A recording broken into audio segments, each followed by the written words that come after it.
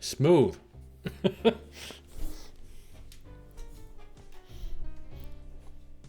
Smooth music, I mean. Welcome back, everybody, to Tex March Fee. We are under a killing moon, and we just started our next day. A code, a toad, and a cigarette load. What a name for a chapter. As far as I remember, Colonel got stabbed, and he was still fine. We sent him to the hospital. That's about it. That's what happened at the end.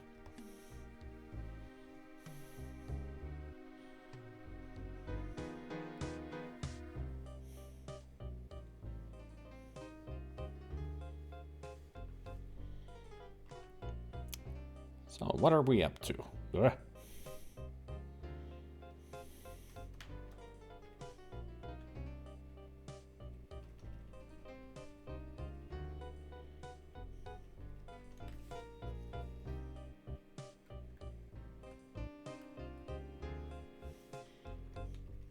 The cycles are all mixed here. That feels better.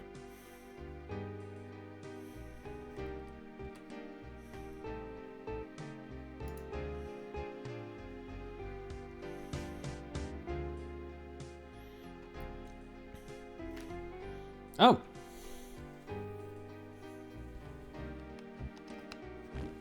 There. I've seen the movie Witch once, but it's been a long time, so that's why I don't remember the Yorkshire accent. Hope you get well soon.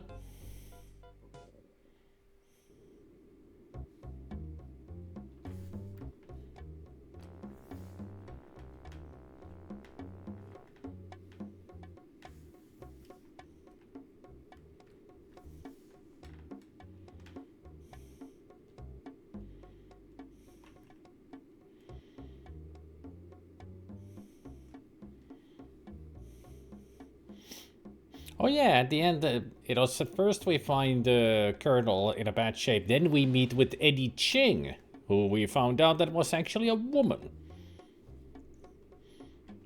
That apparently we've been set up. We've been set up and everything. That we stole a thing that we shouldn't have stolen at all.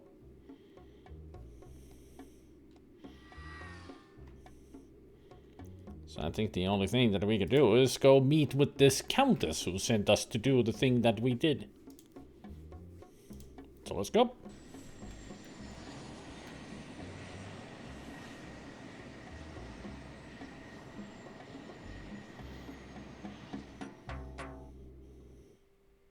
Okay, there's something wrong with this picture.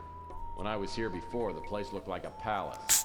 Now it looks like the aftermath of an IRS auction. Somebody wanted me to believe the person I talked to was a real countess. Now I can see I've been played for a sucker. But who set me up and why? Eagle! It's up there. There's a bald eagle perched on the chandelier. Man. Now that the animal rights lobby is huge, bald eagles are everywhere. They're worse than pigeons. Front door was open when I got here. The eagle must have flown in. Looks like it's got a bright cigarette case in its claws. I've heard that eagles are attracted to shiny objects. Are they really? Are they? And also nice to know that in the future, when there's an atomic war, pigeons are more obsolete than bald eagles, and bald eagles are now more like pigeons. The Witch is a weird movie, but it's good, Lisa. I think you would actually enjoy it a lot. It's a kind of up your alley of a movie. Trust me.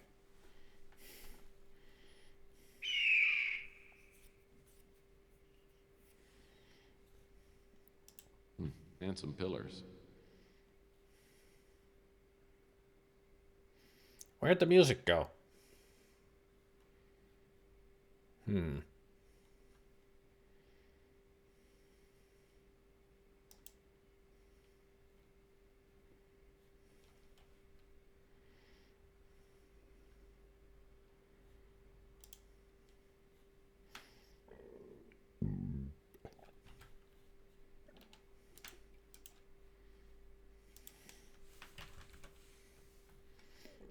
Yeah, 2015. Yep.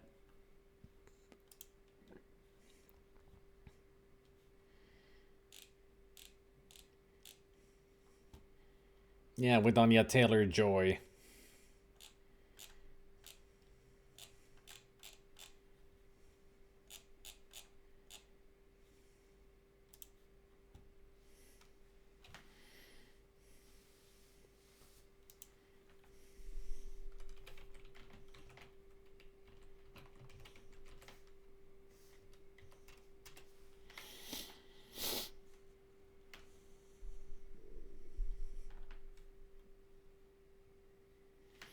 Another Star Wars actor has died at the age of 85. Who?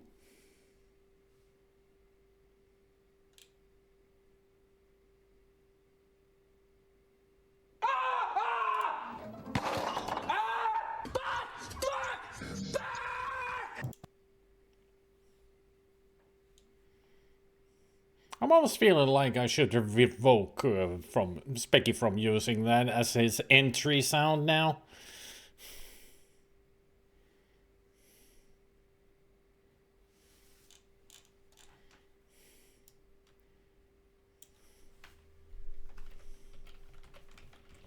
Michael Colliver. Captain Lorthanida.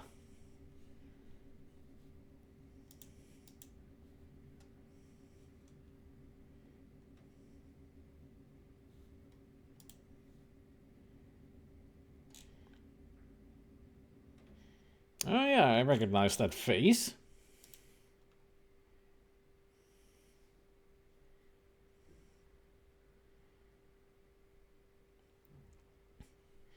Yeah, they died on February 27th. So it's been a while.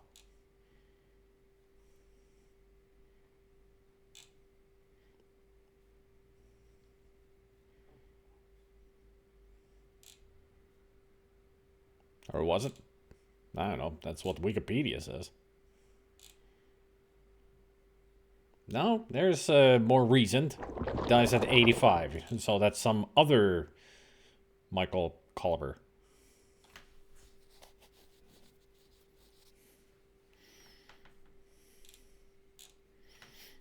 Hey, Monkheads.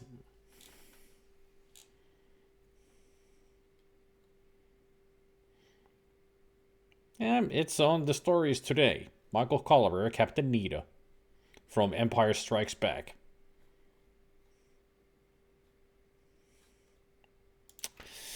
Another one bites the dust, as they say. Well, Star Wars was 40... Well, Empire Strikes Back was 44 years ago, so it's no wonder. And the original is 47 years old. Can you imagine in 3 years it's gonna be the 50th anniversary of Star Wars? Jeez.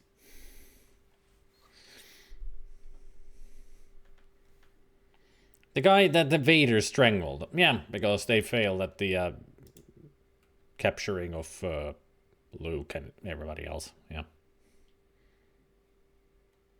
Hang on, I'm gonna change the music device. That's the sound device, that's fine. And the music to...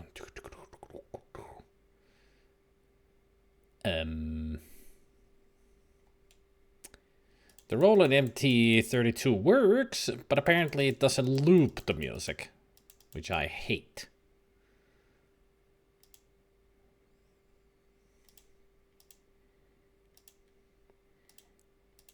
Maybe Adlib?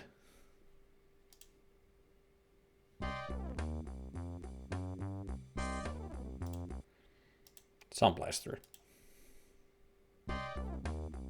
It's exactly the same. How about MPU?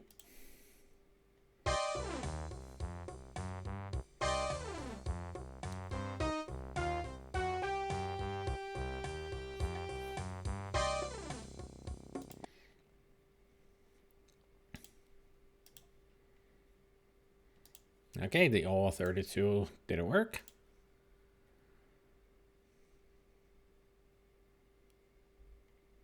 And the compatible doesn't work.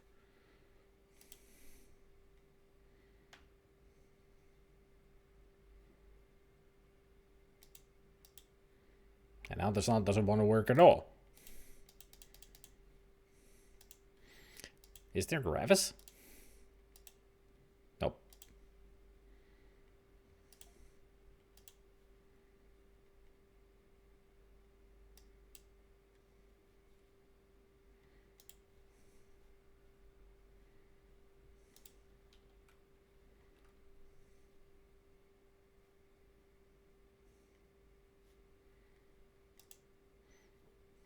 What if we change location just for a second? To see if it will change the music and... Well, there's the sound at least.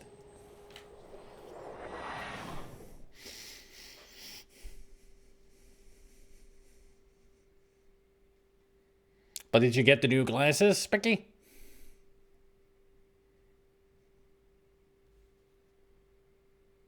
I think I killed the music. Royally. Because it's not even playing anything. Hang on. Let me restart the game. Maybe I can fix this.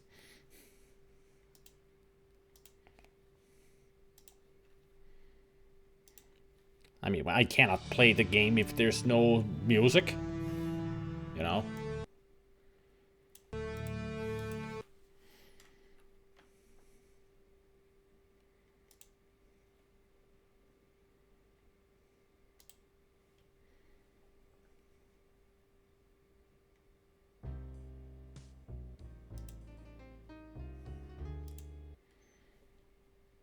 Oh, it's the MPU. All right.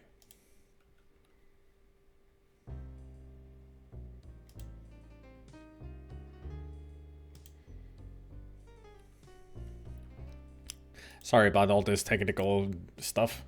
I just wanted to see how well the Roland works. Because Roland usually has some groovy type of music, but if the music doesn't loop... Okay, there's something wrong with this picture. When I was here before... There's a bald eagle.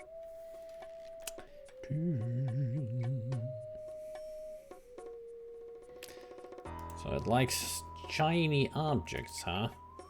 What if we use the gold foil?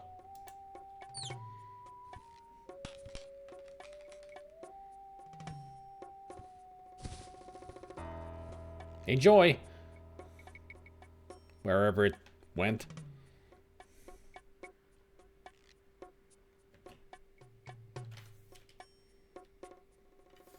Oh, right.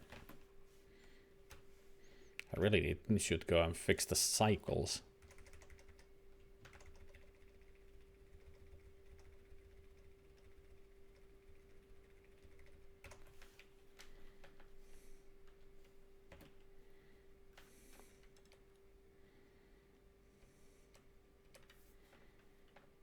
Or maybe the music just doesn't loop here. Looks like an expensive cigarette case. There's only one cigarette left in the case. Maybe I'll keep it around for a smoking emergency.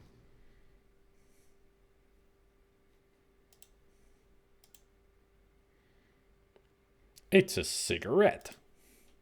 Not a big surprise. Whoever that was that met me here the other night may have set me up, but I'll bet you didn't get her cleaning deposit back. Looks like the obituary section of yesterday's Standard Examiner. The ashtray's loaded with expensive imported cigarette butts.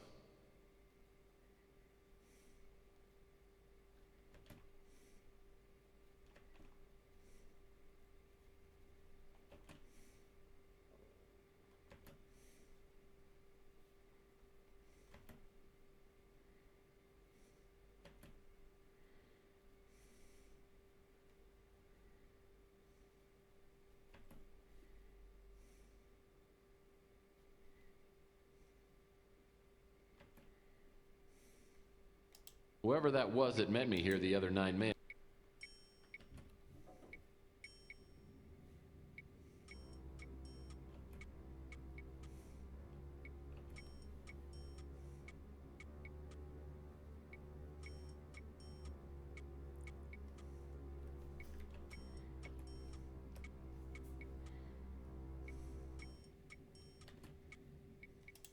Looks like a pile of torn up paper scraps.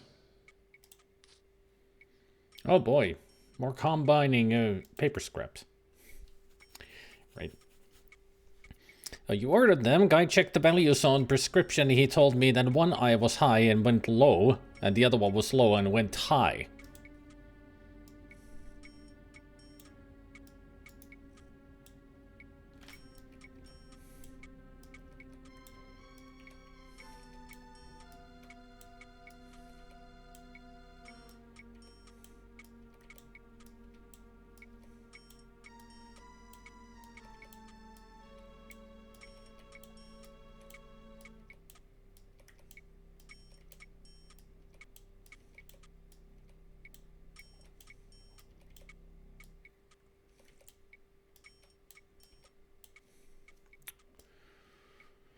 Well, I can see that they're talking about us.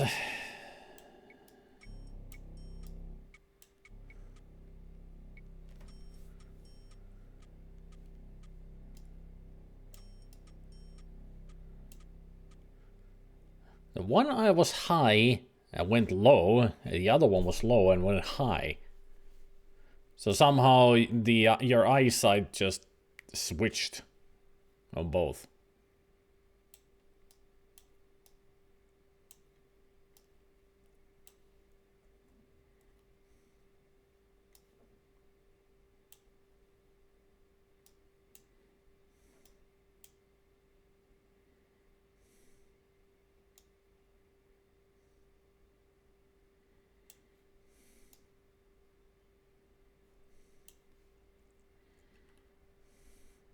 Sure. I would be delighted, as it says there.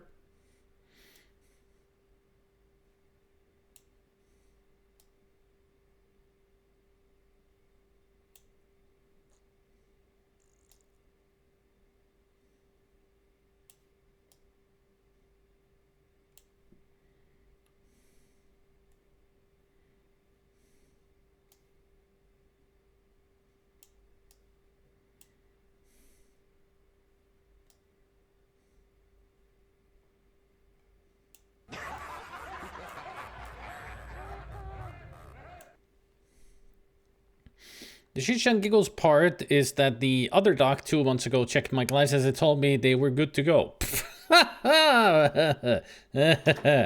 Goes to show how much of an expert they are.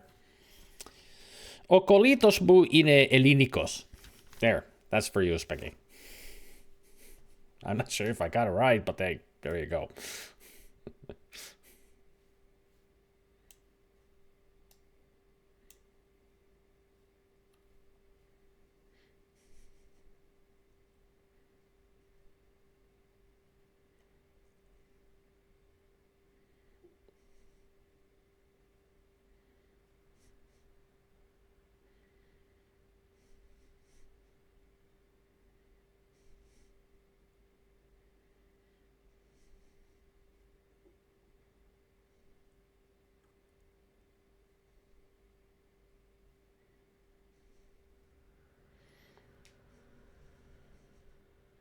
TikTok has to sell their share of American businesses. I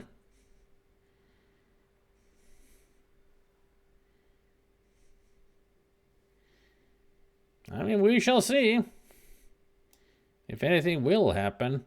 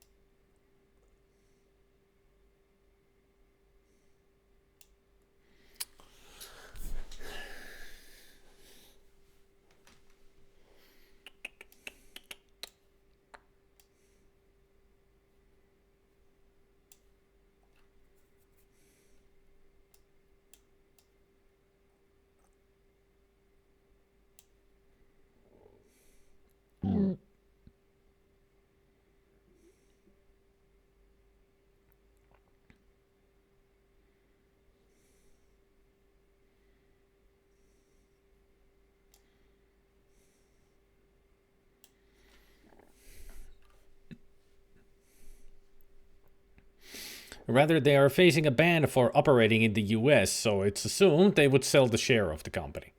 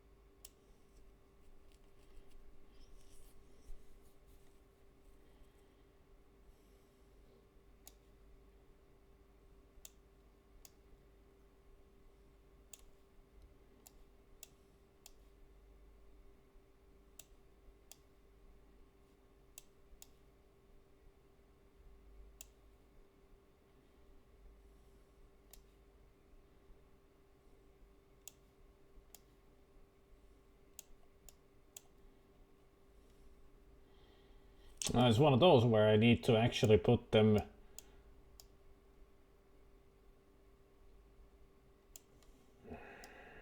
I hate these. As accurate as possible.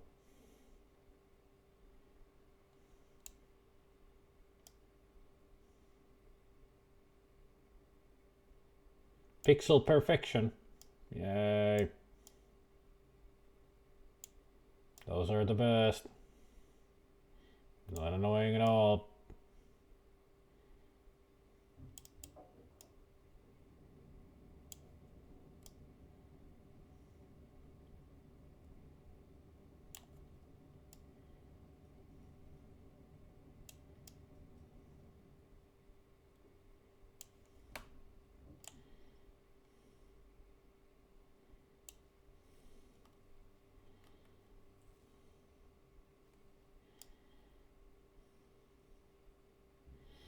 Thank you, Lisa.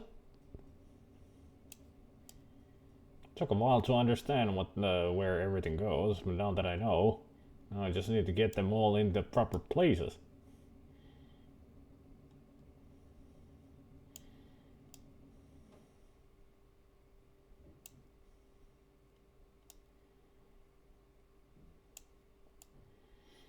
To make sure that the game is gonna be like, yeah, that's good enough.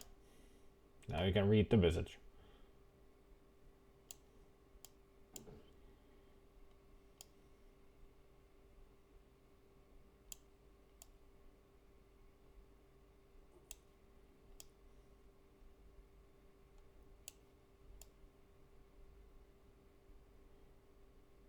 At least I hope that the game will tell me, yeah, that's good.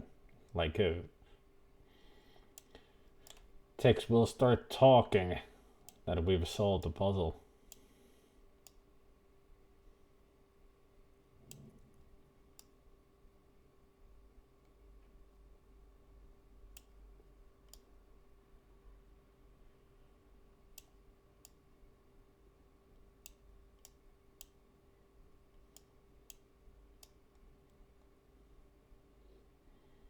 Like, it's right there. You can read it.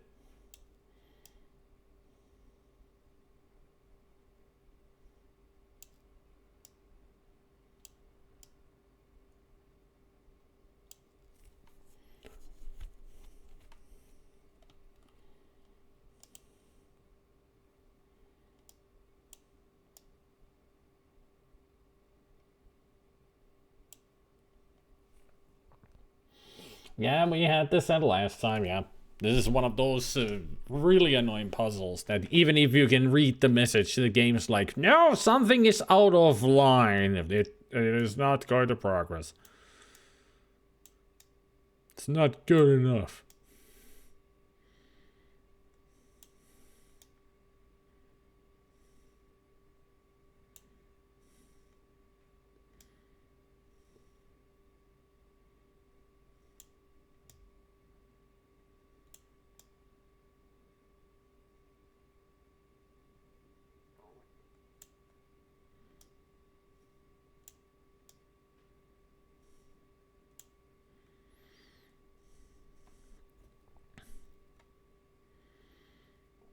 How center does that need to be? Let me check. Oh, the walkthrough doesn't say anything about it. Like nothing. Just says that assemble the message. We have assembled the message.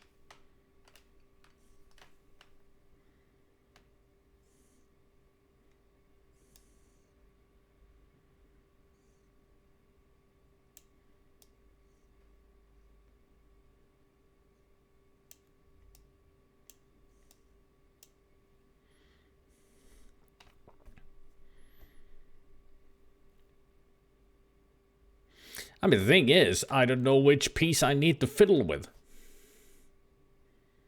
I mean, looking at the image that they have of this, I pretty much have it as same as possible.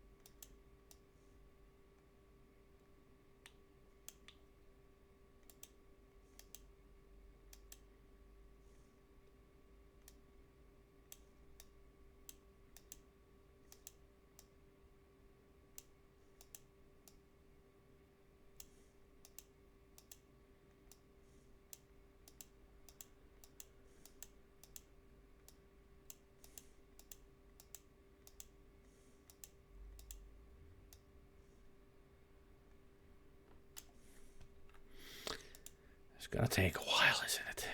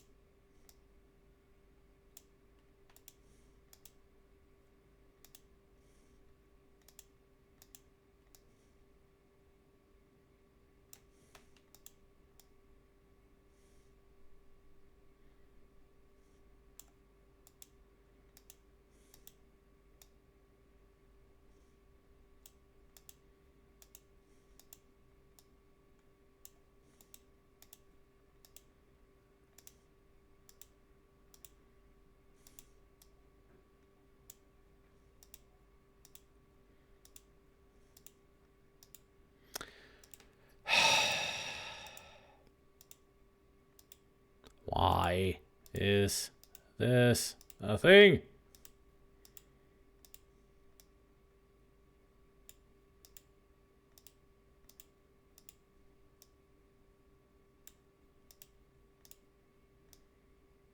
Who thought this was a good idea?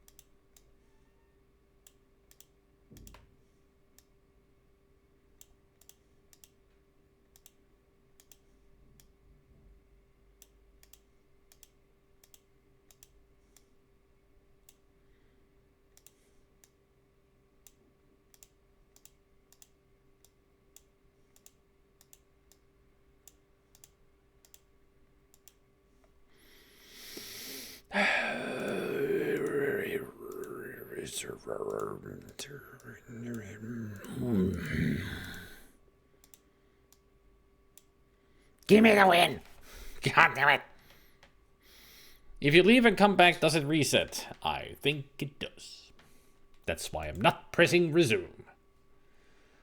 Let me see. Did I have another walkthrough to look at?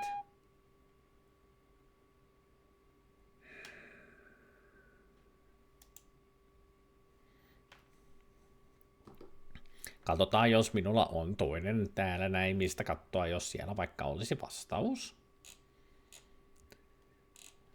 Ei kylläkään suomeksi varmaan mitään.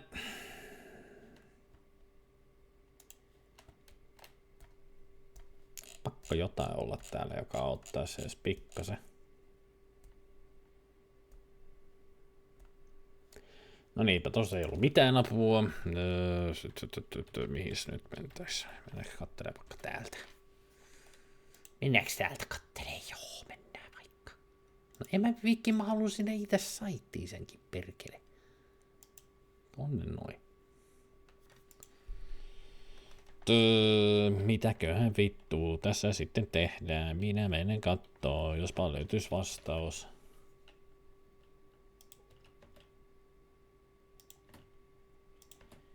Jos mä vittu osaisin kirjoittaa.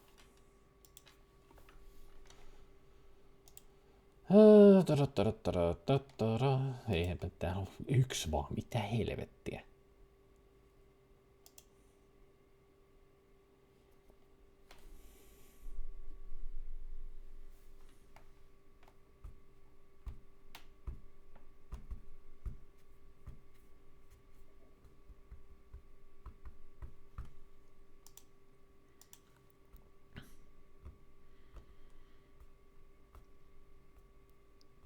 Miksi mä tarvitsisin vanhemman tallennuksen?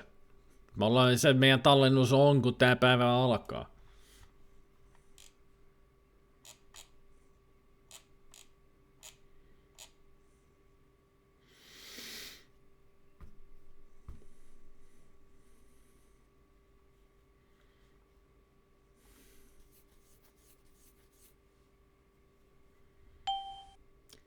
Ding.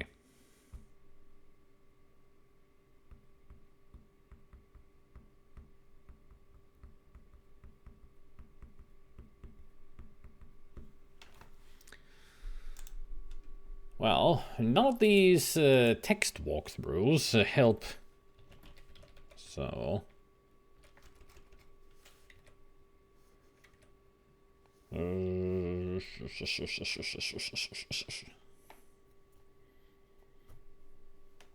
No ei oo, koska ne kaikki poistuu, kun mä poistan nämä pelit, mä poistan myös tallenteet.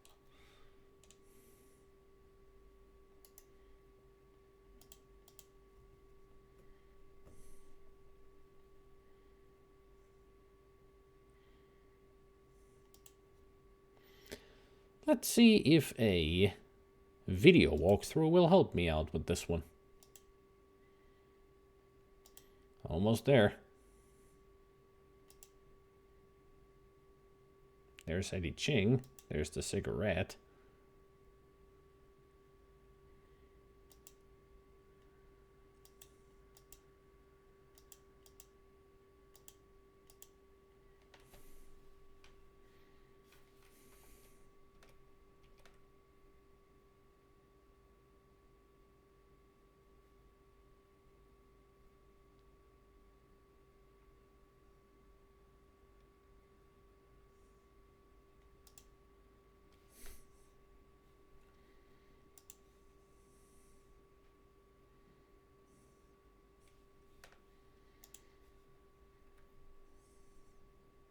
So I'm just supposed to press resume after I've collected like this? There's no indication that we've solved it?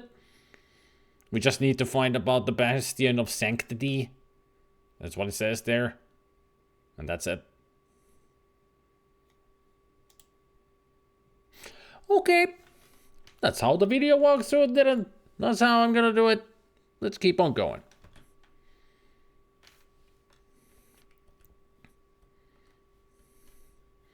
It's all bullshit. I don't like it. Fuck the game. Let's continue. Only the most callous criminal would be so careless with plant life.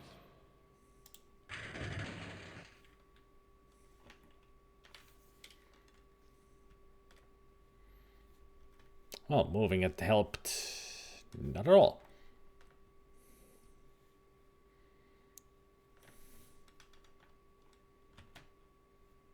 Searching through that fireplace could be a real pain in the ash. Ha! Funny. Oh. Would you look at that? Hey, neat. I saw a watch just like this one in my spy supply catalog. Really nice spy watches have things like built-in parachutes. There should have been at least some kind of an indication that, like, Murphy should have said something like, I wonder what Bastion of Sanctuary is. But nope. Maybe there's more to this watch than meets the eye. What's this? It's a secret compartment.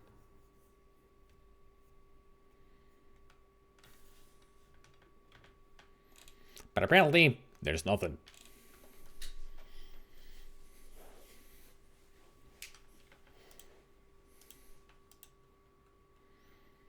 Ah, well, at least now we can say that we have solved the puzzle. And we can move on with our lives. Without a headache. Colonel's office.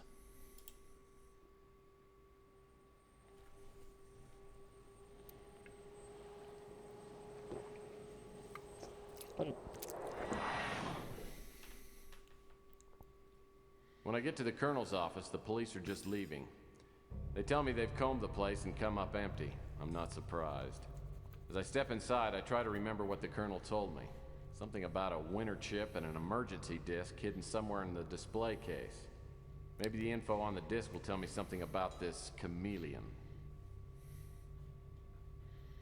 Chairs are a little too nice for my taste.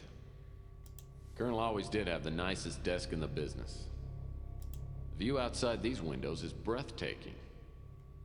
This must be one of those Flintstone spare rib desks. Yeah, it's a very cartoony table, just like the spare ribs and Flintstones. I gotta ask myself once more, does everybody in this town own a credenza? Got something against credenzas? Well, hello. I don't know about art, but the Colonel's got good taste. Boy, the chameleon sure was in a destructive mood. Oh, nice bow. Yeah, that's exactly what I'm staring at as well, the bow.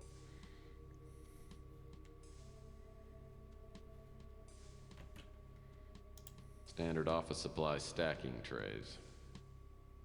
Nice computer. Looks like it's all hooked up. Well, the Colonel certainly does like his calendar spicy. And also his art. It's the same lady. Don't stare at it too much. You might get some high blood pressure. Small table's a perfect resting place for a glass of scotch. Too bad the Colonel got rid of his liquor cabinet. A deluxe hydro dispenser. And I thought my water cooler was nice.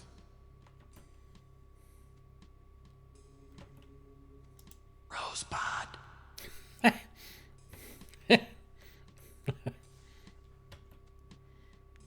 Well, apparently the chameleon has no appreciation for cheap ceramic art. I'm sure the chameleon went through this stuff and picked up anything important. Oh. The Colonel keeps this picture hung up so people will assume that he was in the Air Force. Actually, he was in the Coast Guard's elite volleyball unit. Ah. B-17 bomber. Actually, those are fighter pilots, not bombers. Sailing is one of the Colonel's two obsessions. The other one can't be mentioned in polite society. The Colonel's file cabinet. There must be some info in here.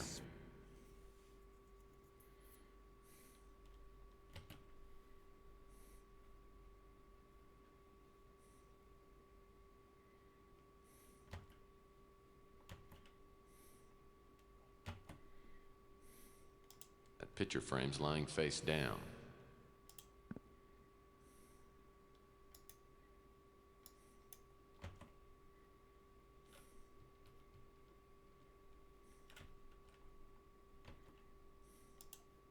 Nice looking dame. This must be the Colonel's squeeze. If I could track her down, maybe she could give me some more information.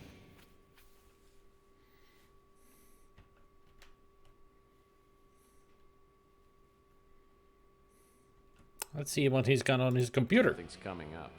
I'll need to load up a disk before I get any information off this computer. Well, let's find a disk then. Where could he be hiding a disk? A few cheap vases, some paperbacks, a couple of ornaments. Can't believe the Colonel actually collects this worthless junk.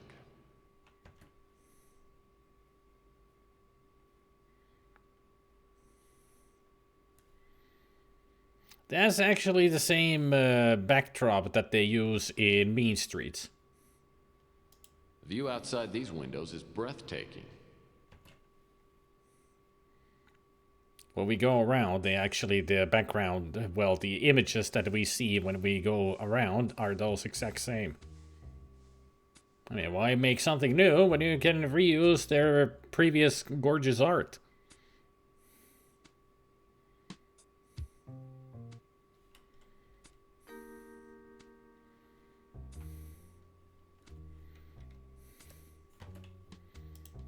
Villains.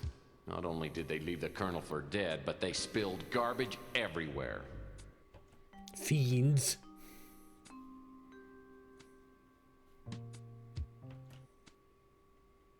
The mail slot looks well worn. Colonel's got good taste in lamps. Chairs are a little too nice for my taste. These desk drawers were probably searched by the chameleon, but maybe he missed something.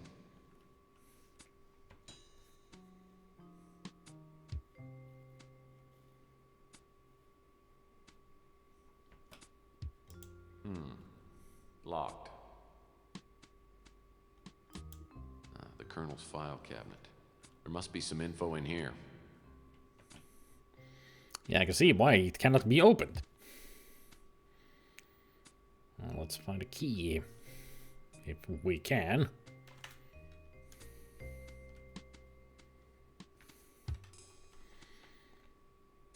Let's see what we got here. These desk drawers were probably searched by the chameleon, but maybe he missed something.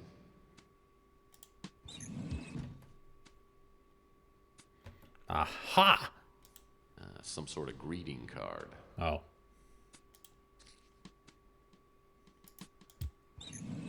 These desk drawers were probably...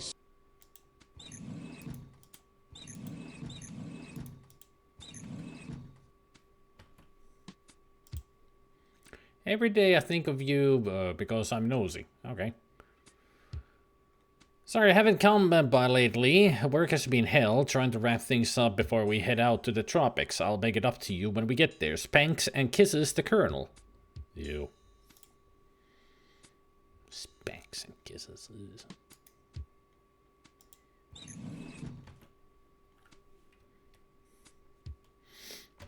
That desk has no under, just a wall. Where do you put your legs? On the table. My PI instincts and keen sense of smell tell me that this envelope was sent by a woman of some kind.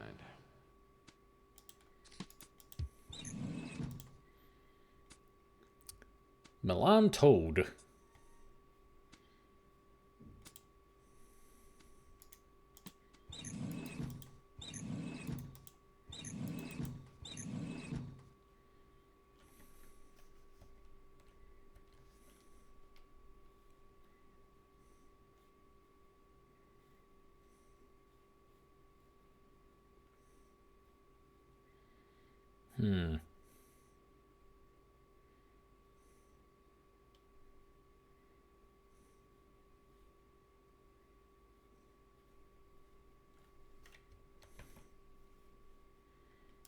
My ex-wife would probably correct me, but I'd say this pot is pink. This spittoon is the only reminder of the days when the Colonel used to keep a pinch between his cheek and gum. Spittoon! Oh wait, this is not West of Loathing. No, I gotta put my hand in there. Nice brown pot. Looks like a munchie bowl. This must be a ceramic yam. Or a boat. I wonder if this is a Grecian urn. Well, looks like the chameleon didn't have time to smash all the vases. Well, looks like the chameleon didn't have time to smash all the vases. I mean, it's in the shape of a yam, right? Color and shape.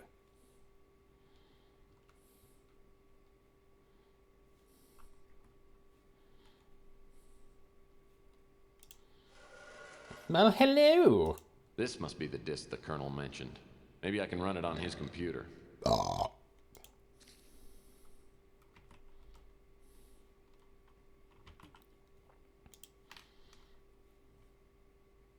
That is a very weird looking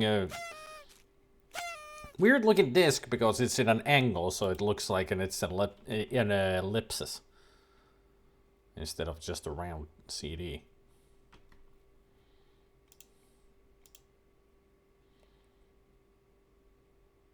My DOS verse 99.999. Alright. Text, in case anything happens to me, I've made up this disk to give you enough information to carry on in my place. Despite our past problems, I don't know anyone else who could replace me. Since you're reading this, I suppose something has gone wrong, so now it's up to you. First of all, you've probably never heard of Capricorn. All you need to know is that it's a secret organization that infiltrates groups which pose a threat to society and unravels them from the inside out. Dozens of cults, terrorist groups, and political cabals have been broken up before the public ever knew there was a threat. How I came to be involved with Capricorn is unimportant, suffice it to say that we've done each other some favors. I've been helping them infiltrate a corporation called Genetic Research Systems.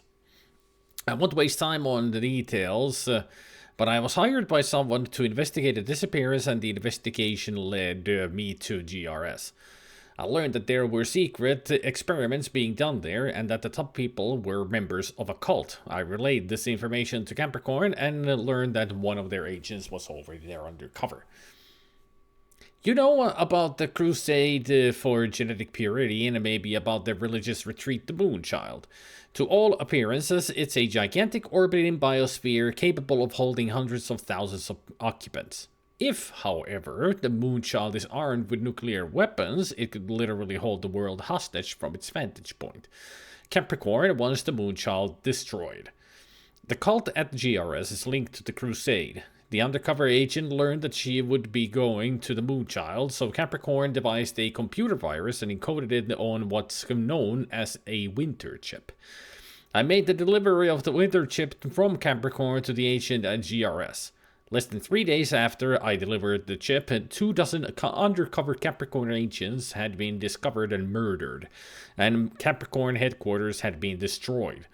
Undoubtedly, the faceless forces behind the crusade for genetic purity are responsible for effectively ending Capricorn's existence.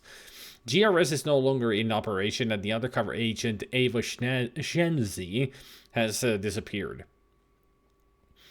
What I was doing, and what you must now do, is find out what happened to Ava and help her complete her mission. If she has been discovered, you must find the winter chip and somehow get it to the Moonchild's computer system. There is additional information in my safe which may put you on the trail.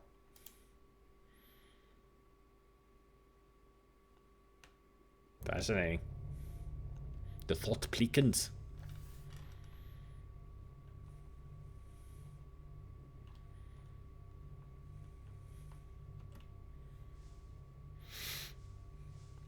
Well, we didn't find a key anywhere for the cabinet. But I don't think that's the safe. I can think only one safe place for him to put a safe. Excuse me. No, not behind you. I would have thought that it would be safe behind those boobies. You know, it would be a booby trap. There. That's better. How about Rosebud? Rosebud or Gremlins? Boy, the chameleon sure was in a destructive mood.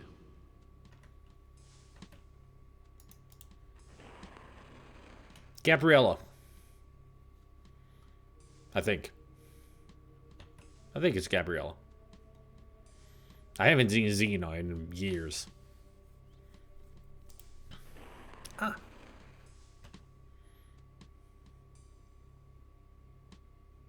AAA security. Picture looks like Gabriella, calendar looks like Xena. It's the same woman in both pictures. It's just the resolution makes them look different, but it is the same woman. I can tell from the boolage. This must be the safe the Colonel referred to on the emergency disc.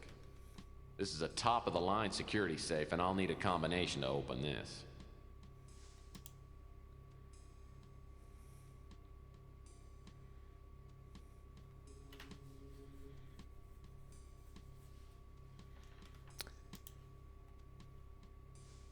Yeah, we have no idea how to open that, that's for sure. Let's hide it for now and travel to Milan Toad.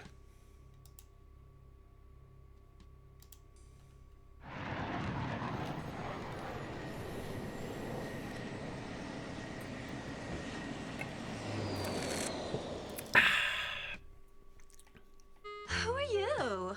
What do you want? Should have known that the Colonel would go for a Valley Girl.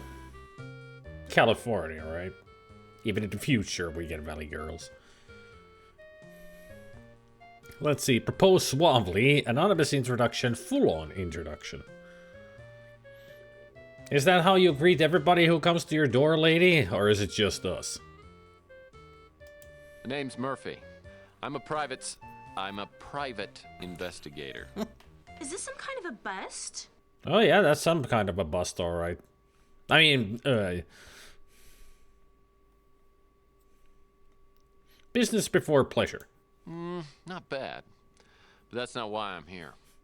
Look, if you're looking for a date, I don't do that anymore. I have a boyfriend, and I'm expecting him any minute. I have a boyfriend. That's what you always want to hear. I have a boyfriend.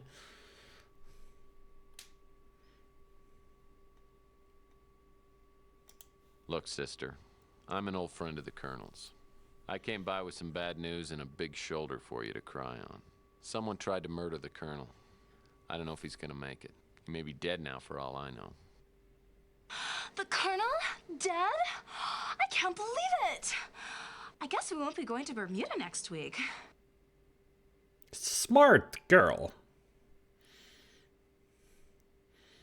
I mean, that I have a boyfriend reminds me of that Ass Duff movie section where it's a fat guy talking to a fridge. I love your fridge.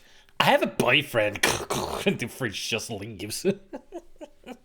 I have a boyfriend. That's exactly how the fridge talks with the freaking Valley Girl accent.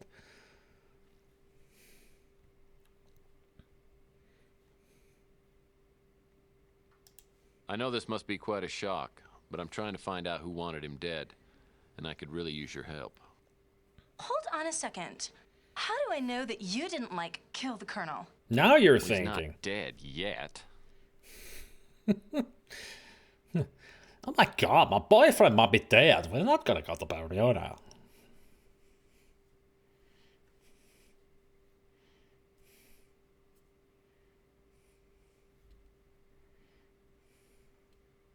Let's baffle her with logic.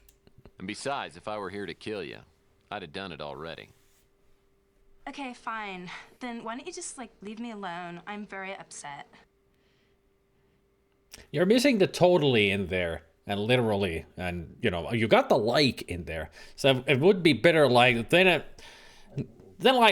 you just, totally leave me alone? I'm, totally very upset. Literally upset right now.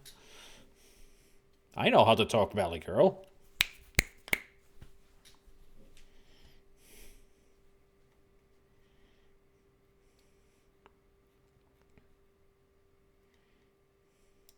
I have something for you from the Colonel. Okay, let's see it.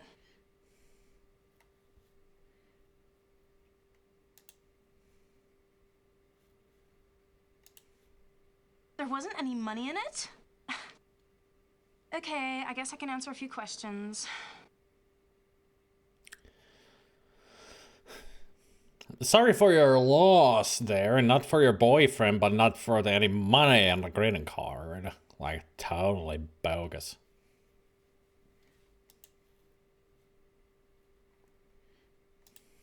Well, he was nice to me, so I was nice to him. I mean, it was fun. I feel kind of bad now, though, because he gave me this package that I wasn't supposed to open unless something happened to him, but I opened it anyway. And I was so disappointed because there was nothing in it except for this stupid key. No money, no jewels, no nothing. Hey, Chris. Thank God we don't have any Valley Girls here in New York. Oh, you got something worse. New Jersey. Close by. Not in New York, but yeah, New Jersey.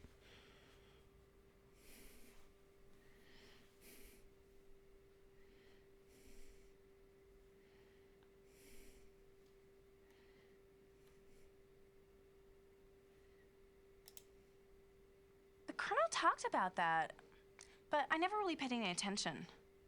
Of course you didn't. I mean, why would you? I think you have the attention span of a weevil. I'd like to help you, but I can't. Are you trying to make me feel dumb? No, because I know you're already dumb. I don't know about that. Chameleon? Oh, I feel so stupid. The Colonel mentioned that name a couple of times, but I thought he was saying he was getting close to getting his hands on like a million.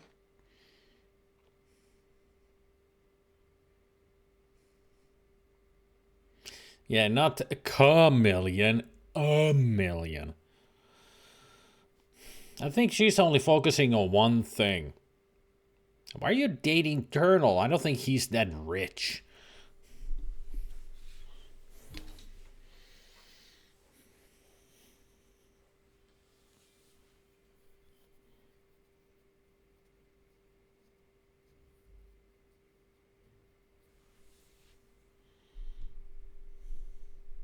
Jersey and Staten Island. Yeah, Staten Island too, yeah. At least New York doesn't need to worry about Rhode Island. Well, I'm just a lonely girl looking for a new friend to play with.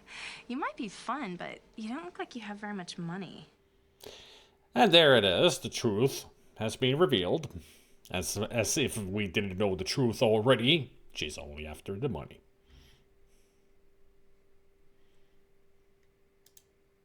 Sure, I guess you can take it. I don't even know where I'd use it. On a lock. On a certain lock that needs a key so you can open it. You know, you put the key into the lock, like so. You turn, it opens the thing that is keeping it closed. Locked. Why am I explaining this to the brain dead? Because she will never know.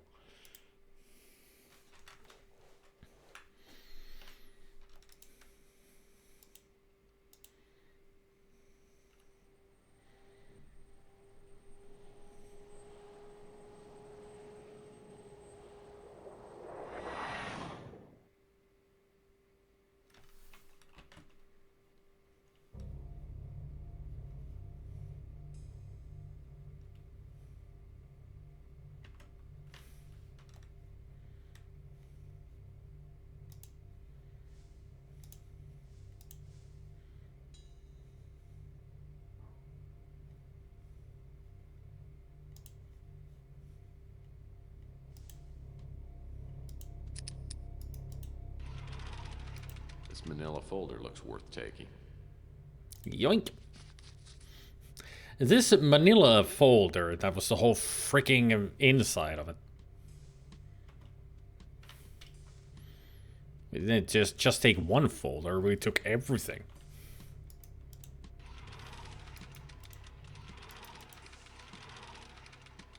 These documents are all in code. Hopefully the Colonel's got some sort of decoding manual around here. Wow, detective files? Detective Dragnet? Unofficial detective? I've never figured out the Colonel's tendency toward tawdry smut.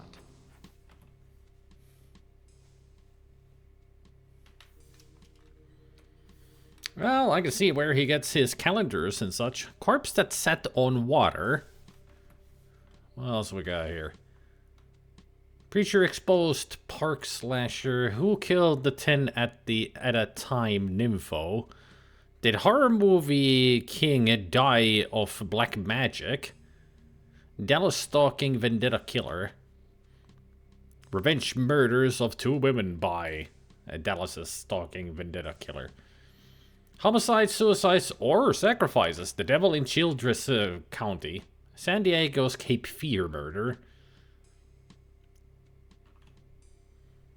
There's something about Dahmer by serial killers. Sacrificed in a lesbian orgy. Killer left his boot print on Caroline's forehead. Did the sleuth uncover his own murder?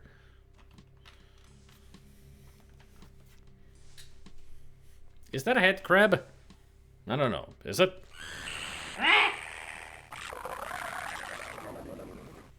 I'd say it certainly is.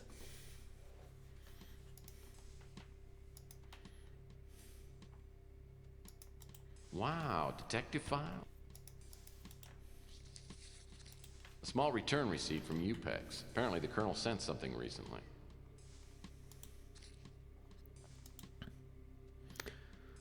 Timel and Toad. Again.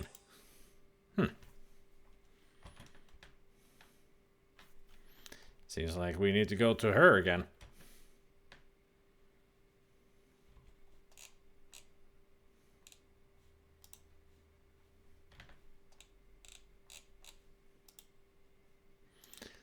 Travel to Mel and Toad.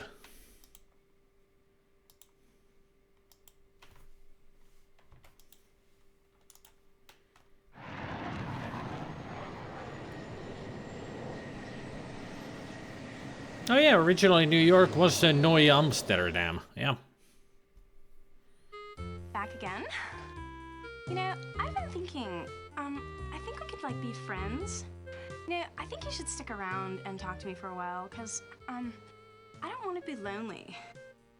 Lady, I wouldn't talk to you unless I get a lobotomy.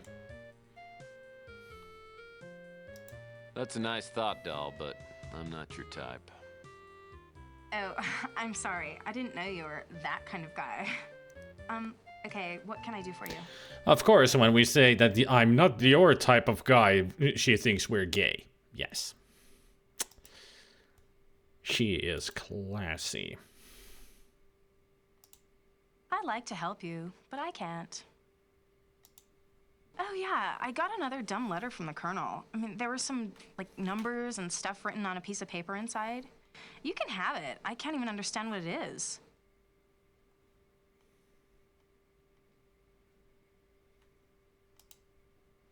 $571. I can only wonder what it is.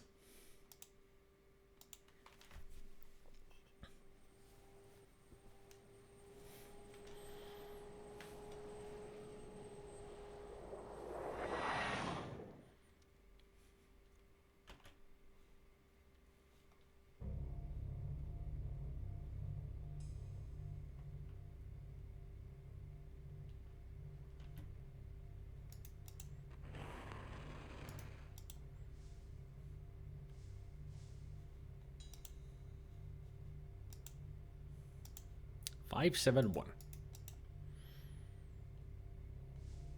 1, 2, 3, 4, 5. 1, 2, 3, 4, 5, 6, 7, 1.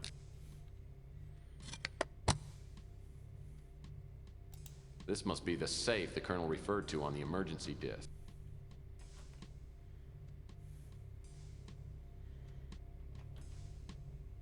Well, he really didn't keep much in it. This code book looks like it'd come in handy if I could find some coded documents.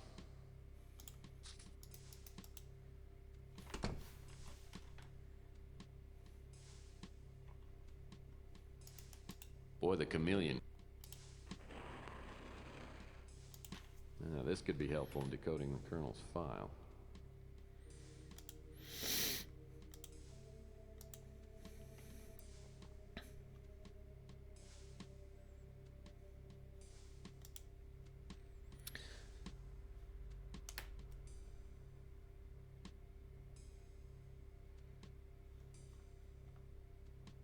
Could you stop scrolling so I can start properly reading this? November 4th. My client is Paul Dubois, a genetic scientist working on a top secret project for GRS. I've uncovered information that proves that the project at GRS is being funded by the Crusade for Genetic Purity. November 8th. Paul believes that a secret cult is at work in GRS, conducting bizarre experiments that could give them a new and unstoppable destructive force. He was unable or unwilling to give me specific details. Why would the Genetic Research Center be developing a weapon? November 19th. Paul gave me a list of employees that had left the corporation recently. I went through the list and was able to locate only one person. Elena Moore, who I found via a credit card trace. She is currently checked into the roadside motel. She says her life is in danger, but she can't tell me why. Something's happening at GRS that's important enough to kill for. What is it? November 23rd. With the information from Paul and Elena, I contacted the Capricorn and found out they already have an agent, Ava Shanzi, working undercover at GRS. November 29th, I made the delivery from Capricorn to Ava Shanzi. God help us if her cover gets blown. December 6th, Paul contacted me and said he had enough information on the cult to blow it open. He said he had details on the project, the cult and its objectives, and also how the Moonchild figures in. We've agreed on a meeting place where Paul would give me the details. He never showed up. December 7th, both Paul and Ava Shanzi have vanished without a trace. I've tried to follow their trail, but I've been constantly blocked by a dangerous character known as the Chameleon. My official contacts at the Interpol have told me that he's a master of disguise. My unofficial contacts tell me that he's a Native American, a shaman. It's rumored that he possesses the ancient power of shape-shifting, the ability to appear in different forms. If this is true, he could be anyone. I'm not sure who I can trust now. If the Chameleon is working for the cult, it must be headed by someone very powerful. December 8th. GRS has been disbanded. Is the project finished? Am I too late? December 10th. There are eyes in the shadows, following my every move. A voice in my head is telling me to hurry before someone stops me. But now I've lost my contacts at Capricorn and I haven't found any answers. I need to find a way into GRS. Huh.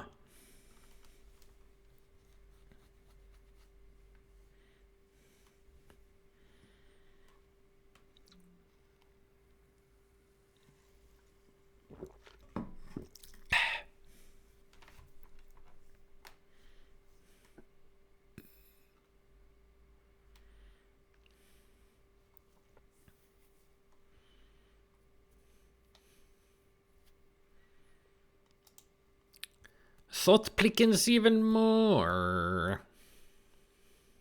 Ah, roadside motel.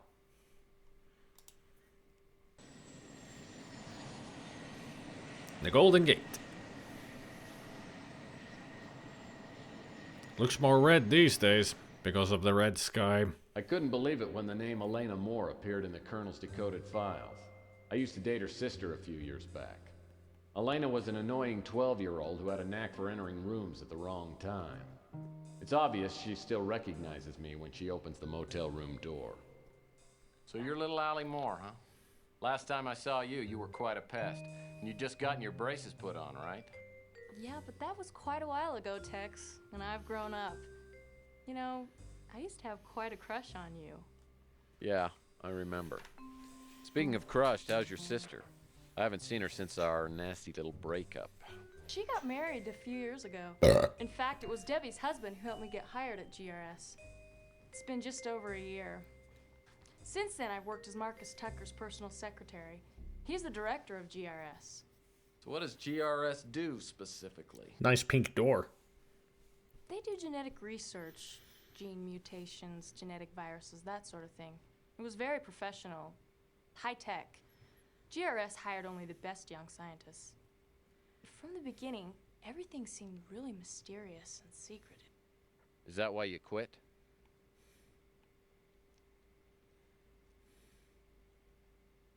I didn't leave until I started receiving the threatening notes. At first I didn't take them seriously, but they kept coming. I decided to get away and use my vacation time, but when I got back, someone had gone through my apartment. That's when I checked into this motel. How did the Colonel find you? I don't know. He just appeared here one day. It took him a while to convince me that I could trust him. But now, for all I know, he's dead. I'm scared, Tex. Really scared. Look, I'll do what I can to help you, but I need to know everything. Why do you think someone at GRS wants you out of the way? I'm not sure. Since I was Mr. Tucker's assistant for a couple years, I had access to most of his files. Maybe someone thinks I saw something I shouldn't have.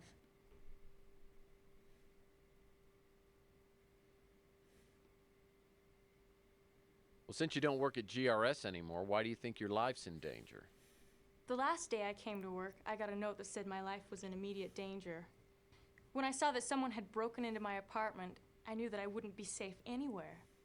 Sounds like my next move ought to be to GRS. Can you help me get in? Yes, I still have a pass key to the main doors.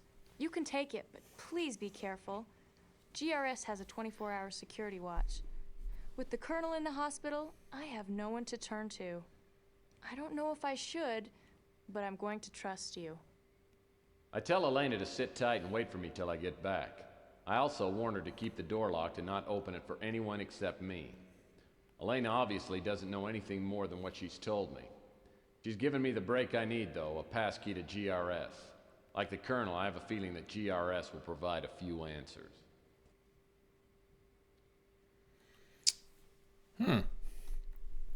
And also, why did you ask her how Colonel found her? We just read it in the freaking files, how he found her credit card.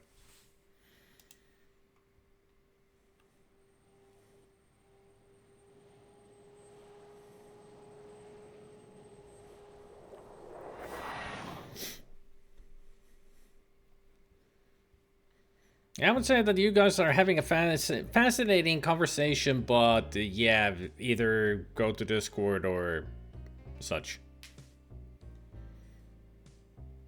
Instead of filling in the whole chat with your private discussion. Again. He's always typing when I'm talking.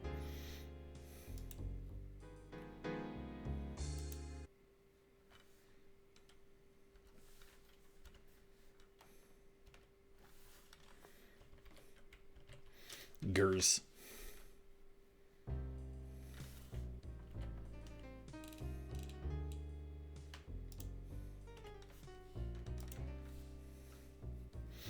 Do you have any other monster plushies?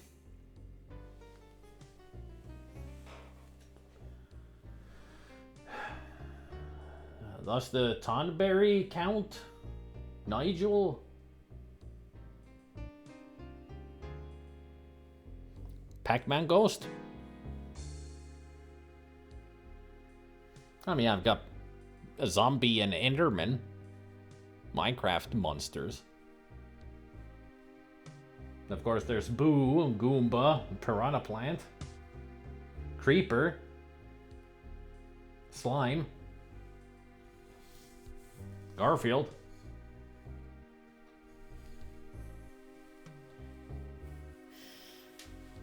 Like, one's meant to be scary. Well, would it be Enderman and Creeper and Zombie? I mean, they're supposed to be scary, especially a Creeper.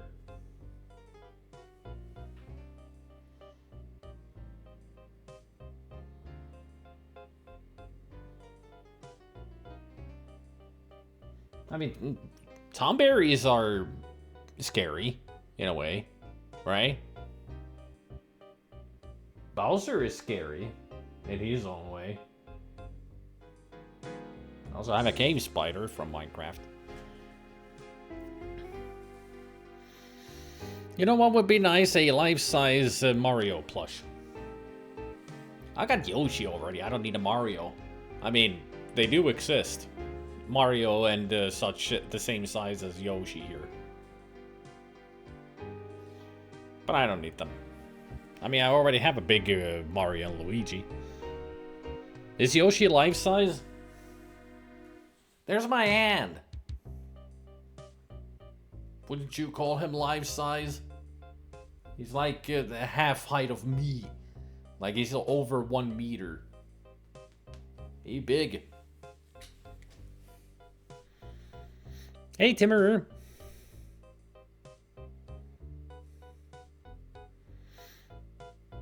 Visually scary? Well, that's only the head crab then.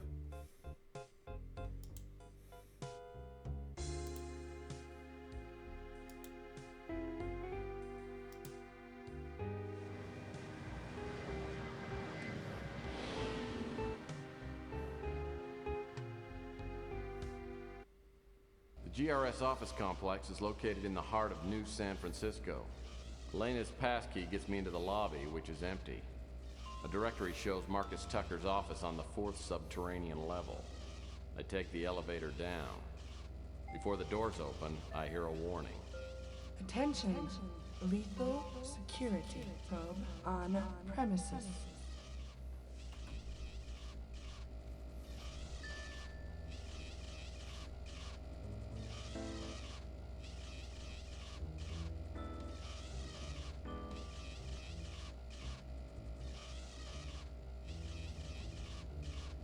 Got a feeling it's right behind me.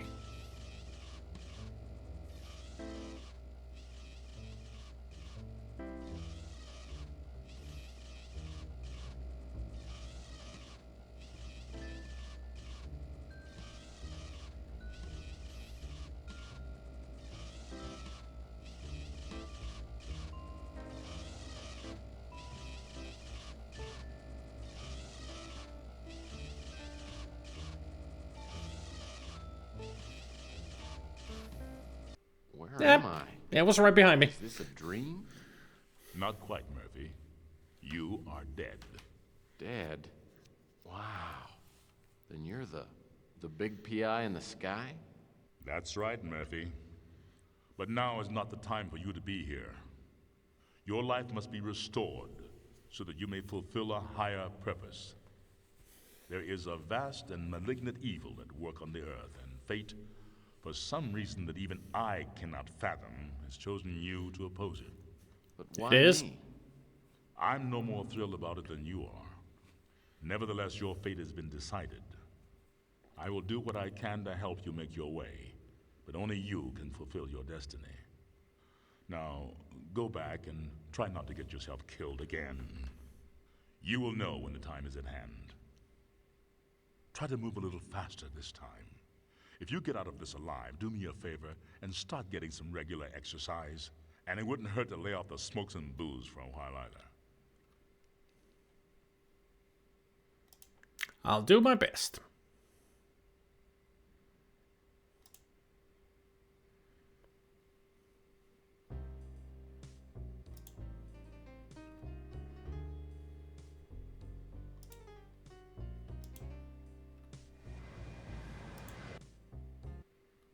The GRS office complex is located in the heart.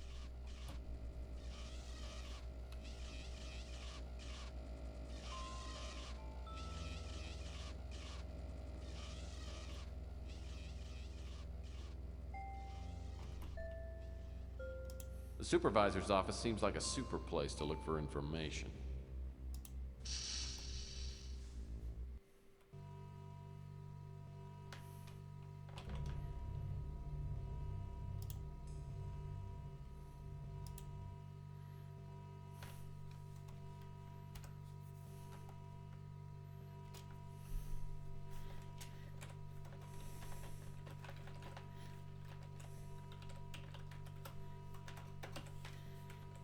Get me your supervisor.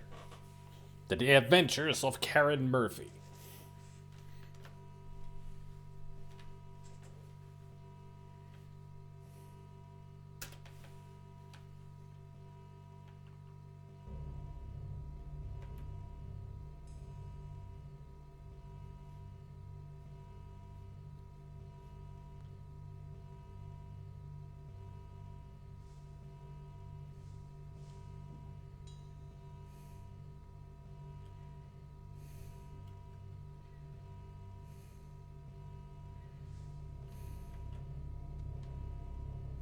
Unless some prankster swapped nameplates, this was Ava Shanzi's desk.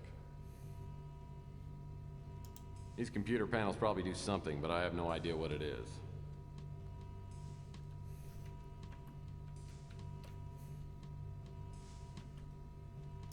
Unless some prankster swapped a typical fluorescent office lamp.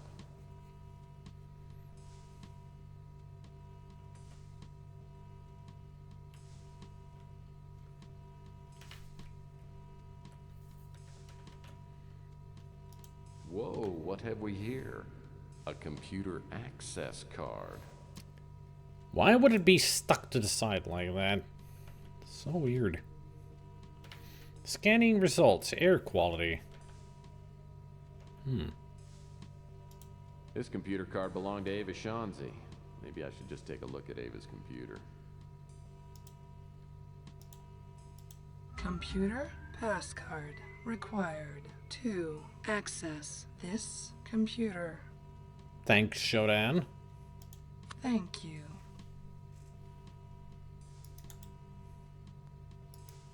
Nothing's coming up. I'll need to load up a disk before I get any information off this computer.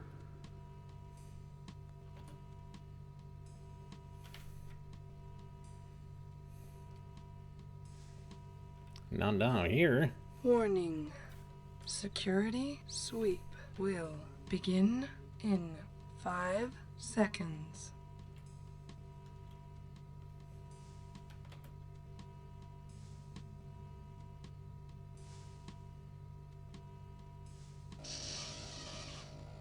Another visitor. Stay a while. Stay forever.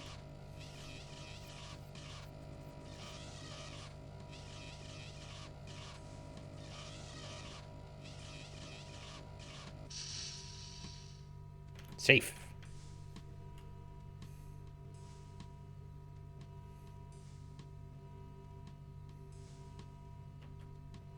This type of safe requires a 6-digit code to open.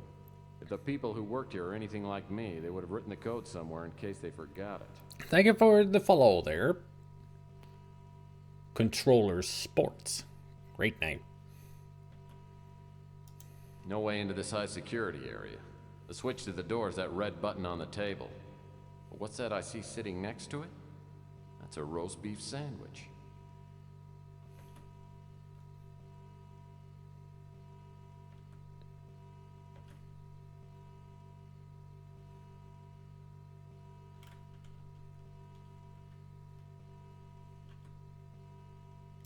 The air vent looks like it could be removed with a hex wrench.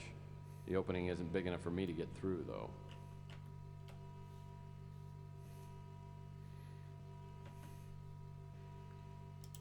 Let's save the game again. Because we need to get out. Do not die.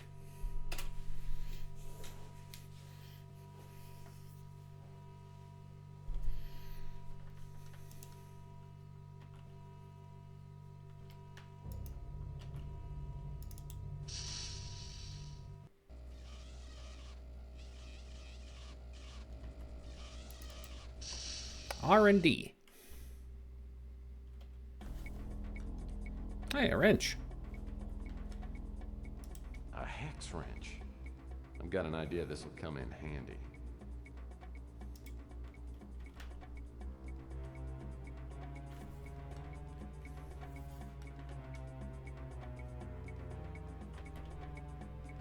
According to the nameplate, this desk belonged to Paul Dubois.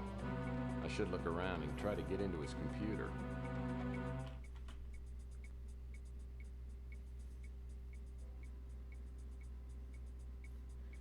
Any discs or access cards here?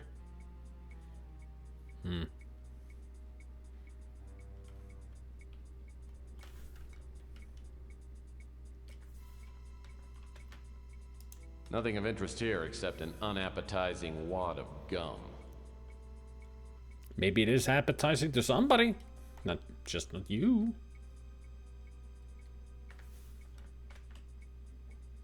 A team pennant. Paul must be a real baseball fan. Let's take a look at this thing. What do we have here? It's like a computer access card. Oh. Computer passcard required to access this computer. Sure thing, Shodan. Thank you. You're welcome.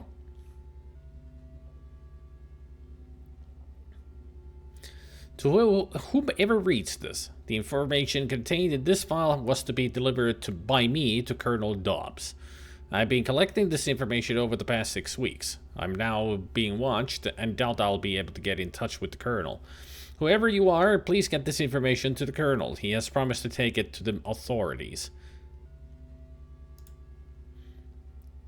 Soon after I was hired at GRS, I was asked to submit to a genetic scan. When I was found to have no genetic defects, I was invited to join the crusade for genetic purity. I resisted initially, but accepted when I found out that Ava Shenzi wanted to become a member. Ava is a project supervisor here at GRS. I admit I had a romantic interest in Ava and thought it would be a good way to get to know her. A small group of people met in Marcus Tucker's office after work, and Ava and I were initiated.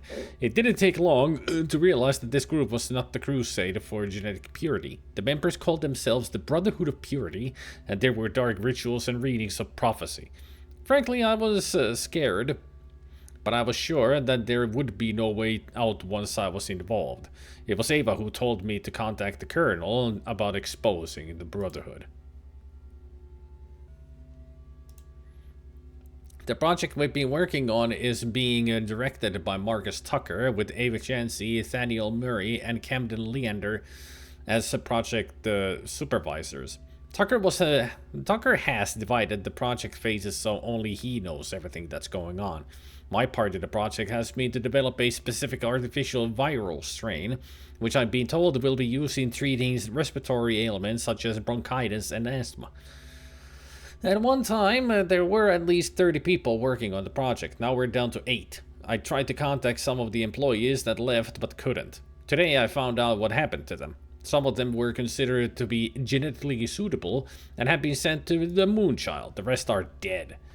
I accidentally found a recording made of an experiment, and the test subject was one of my former co-workers. I only saw a few moments of the experiment, but it was horrible. I'm sure that the experiment involved the use of an airborne virus that was inhaled. It caused a violent death almost instantly. It's horrifying to think that my research has probably contributed to the virus that was being tested.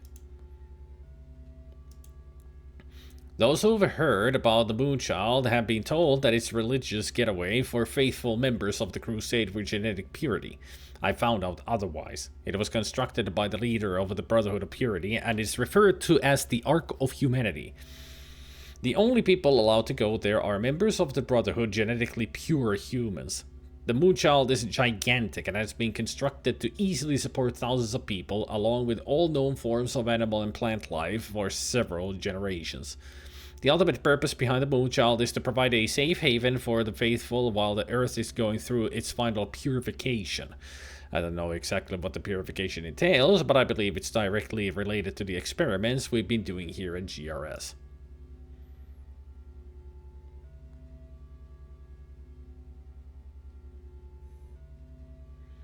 So Moonchild is a gigantic space station orbiting the moon. Thus Moonchild. When I was initiated, Marcus Tucker informed the others at the meeting of my genetic purity, and then went on to give a short speech. This is what he said, to the best of my recollection. The principles of the Brotherhood of Purity has existed for thousands of years, but the order itself was founded by the Docetists in 300 AD. We know little about those who founded our order, only the truths that there were left behind and passed down from one generation of the Brotherhood to the next. These truths are contained in an ancient text known as the Secret Doctrine. Through the ages, our power has lain in anonymity. We have quietly prepared for the day in which the Docetists' prophecies will be fulfilled and the genetically pure will inherit the earth. Many of history's greatest figures belong to the Brotherhood, but this fact does not appear in any history book. Each of these men, however, laid groundwork for the next generation. Each man's action is a single stone added to a massive structure. It has now been 1,000 generations since the foundation of the Brotherhood of Purity, and the time has come for the prophecies to be realized. All has been prepared, with the exception of finding the ancient Haba, a powerful talisman forged of magical elements, being the vessel through which the Brotherhood's power is channeled.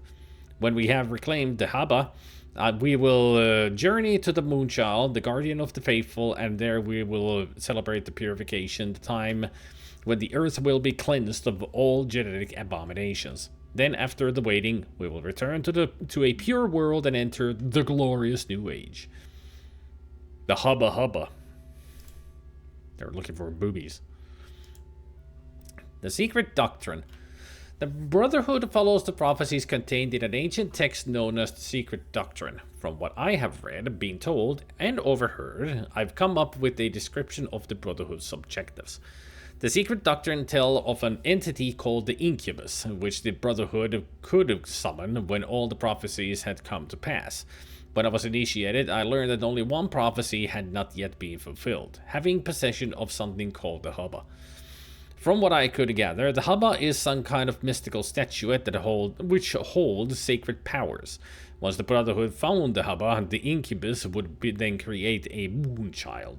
This Moonchild would be the destroyer of the genetically impure and the guardian of the pure and the faithful. I get the feeling that the Hubba is that crystalline bird that we stole. Another of the prophecies says that a great storm called the Great Alluvion will come from the skies and destroy the impure. This process is referred to as the purification. I think the Brotherhood plans to accomplish this by introducing an airborne virus into the Earth's atmosphere. After the purification, in which all life on Earth is exterminated, comes the period of time known as the waiting. The prophecies say this will last for 2 generations. It was for the waiting that the Moonchild was constructed. After the waiting, the pure races aboard the Moonchild will return to the Earth and begin the New Order. Begin the New Order? Great band. Known history of the Brotherhood of Purity. The origins of the Brotherhood of Purity predate written history, so many of the details are lost. The order started in the Far East among a small group of men whose concepts reached thousands of years into the future. While other, more primitive men were learning the uses of metal and stone, this Brotherhood was embracing the rudimentary principles of eugenics and ethnic cleansing. The names and acts of the founders were passed down orally for hundreds of generations. The genealogy, philosophy, and icons of the Brotherhood, however, were not fully committed to paper until the 3rd century AD. A group of men, known as outsiders as the Docetists, composed an expansive tome attempting to summarize the history and doctrine of the ancient order. This text became known as the Secret Doctrine and was accepted as the official word of the Brotherhood. The Brotherhood of Purity grew steadily in power during the rise of the Roman Empire. Despite the enormous wealth and the influence of the Brotherhood, its anonymity was preserved. The number of those who were initiated and received teaching, signs, and passwords was kept to a bare minimum, ensuring complete dedication and fealty, as well as avoiding the delusion of quality, which inevitably comes with overpopulation. That's quite the plan, I have to say. It is. When the Roman Empire fell, the Brotherhood survived unscathed. In fact, it is speculated that the Order hastened the downfall for its own benefit. The Empire had grown obese and sedentary and was not longer conducive to the higher ideals of the Brotherhood of Purity. The members of the Order cast their eyes toward the fierce and hungry tribes of Anglos and Saxons, which were not as intellectually advanced as the Romans but had not suffered the physical decline.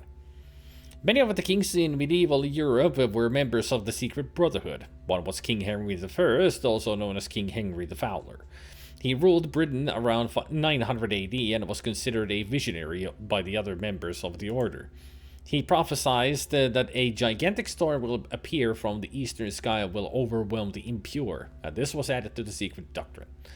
Other pivotal and powerful rulers of the Middle Ages were secretly affiliated with the Brotherhood of Purity, including Charles the Great, Henry the Lion, Otto the Great, Philip of Swabia, Conrad IV, and Frederick Barbarossa. While King Charlemagne was not deemed intellectually suitable for the Brotherhood, his closest advisor and confidant Hugo von Turon was a high-ranking member.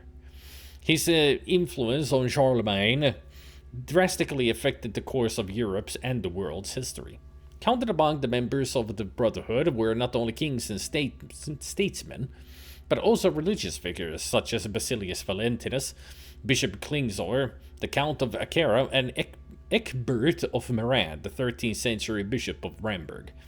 The Spanish Inquisition was instigated by a single radical member of the Brotherhood who held a high position in the papal order. It is commonly believed that the hundreds of thousands were put to death because they refused to join the Catholic faith. In actuality, these deaths were the result of an enormous ethnic cleansing. This was done, however, of the brothers' own volition and was not an act of the Brotherhood. Throughout the Middle Ages and into the 20th century, there were several branches which sprang from the Brotherhood. The Crusades were in part associated with one of these branches. Eventually, the main body was able to pair off the splinter groups, but not without great bloodshed and civil war. Most of these conflicts have been misinterpreted by history, indicating the extreme and far-reaching power of the Brotherhood of Purity. Adolf Hitler somehow obtained a manuscript of the secret doctrine that was heavily influenced by the principles of the Brotherhood, though he was never a part of the order. It took many years for the Brotherhood to undo the damage done by this madman. Even in the years which have followed, the main core of the Brotherhood has had to deal with other mutated branches, some of which have grown to massive proportions before the influence of the Brotherhood could bring them under control.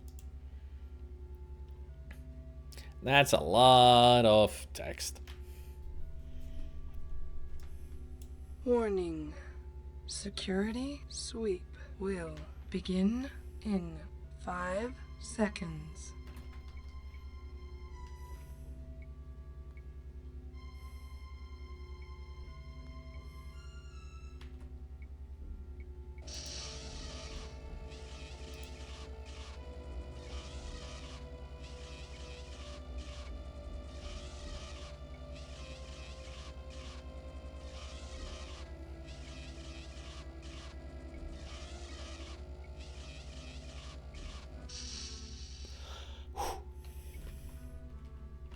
That was the right spot.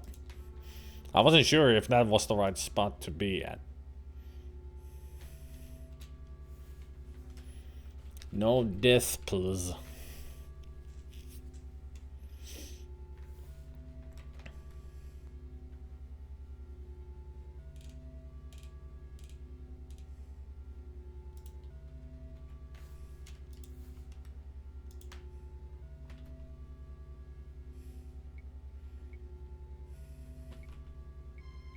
Just standard office desks. Boy, whoever sat here was really good at tic-tac-toe. Bob.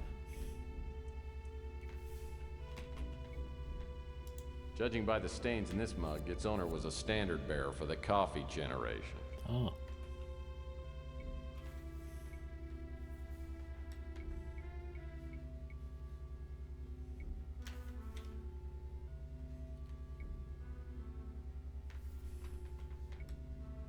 Boy, whoever sat here...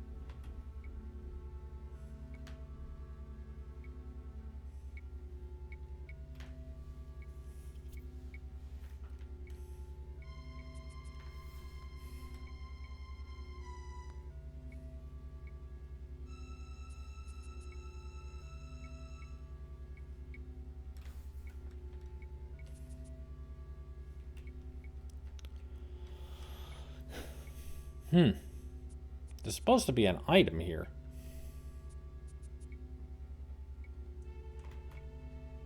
Oh. What a cute little TV. I wish I'd found this little sucker a couple of hours ago. Now I've missed all the good soaps. It's like the TV has no reception capability. It's set up to run only when hooked to a Laserdisc player.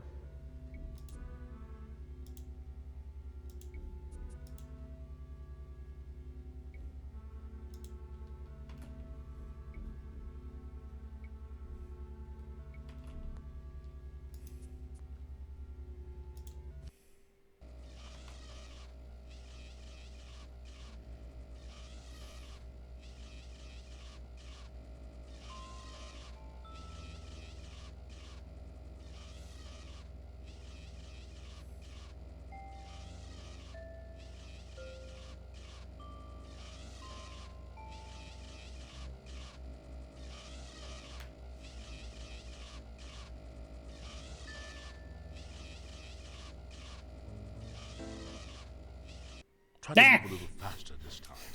How did You it get see out of this me? alive, do me a favor and start getting some regular exercise. Yeah. Whatevs.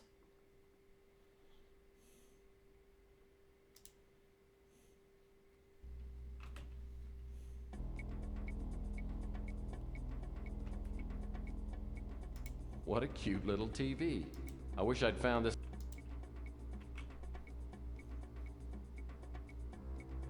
The beautiful Moonchild. Apparently I can't even look at it.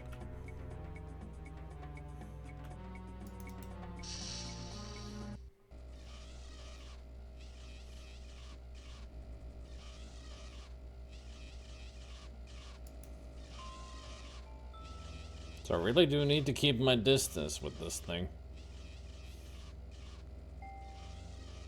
Unless it was coming this way.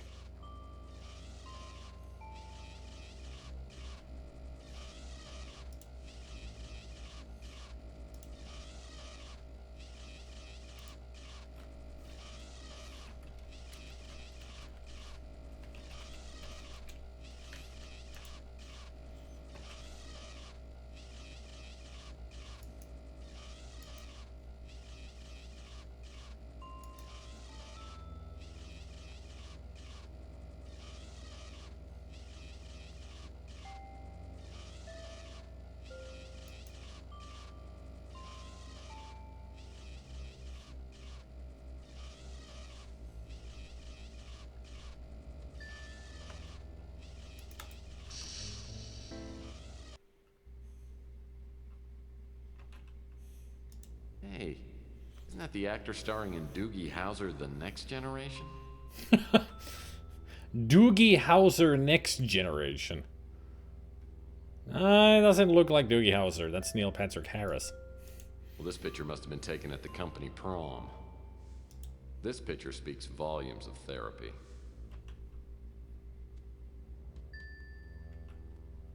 I'm surprised this guy didn't pose with his favorite weapon. Barbizon changed my life.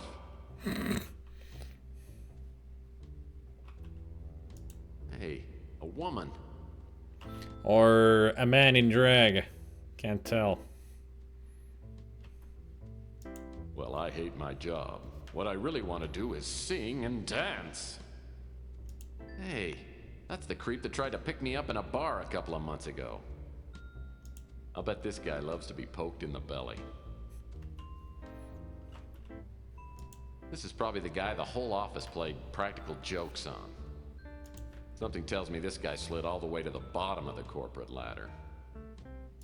Kid tested, mother approved. And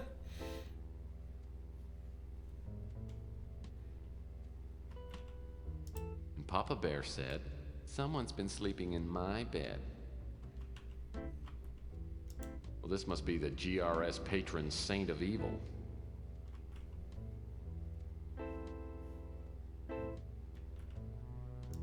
Nepotism rears its ugly head.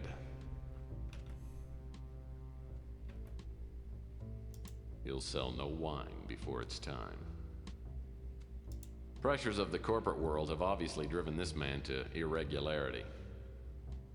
Admit it, you can't tell I'm bald. Warning.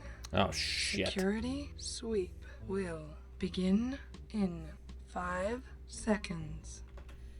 I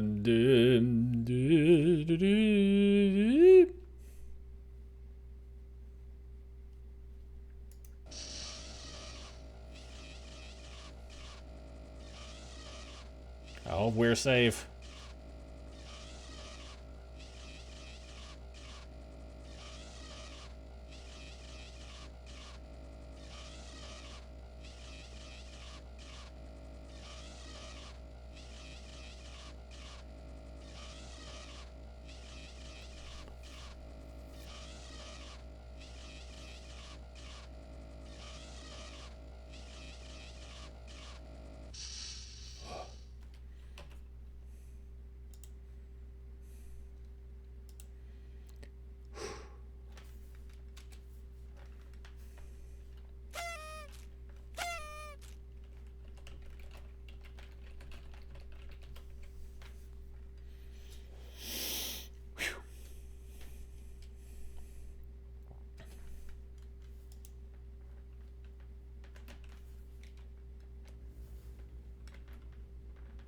This desk looks like a mate to the conference table.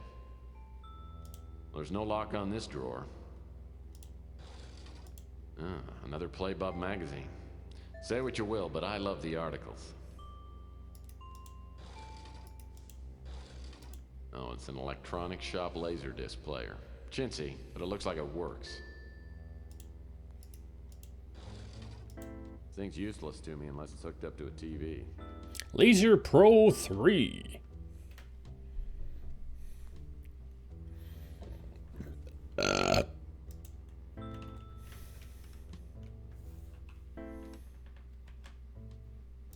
does this guy think he is, an action figure? I'm pretty sure I bought a used speeder from this guy. I'll bet this guy wets himself every time someone takes his picture. It really has some colorful commentary about all of them.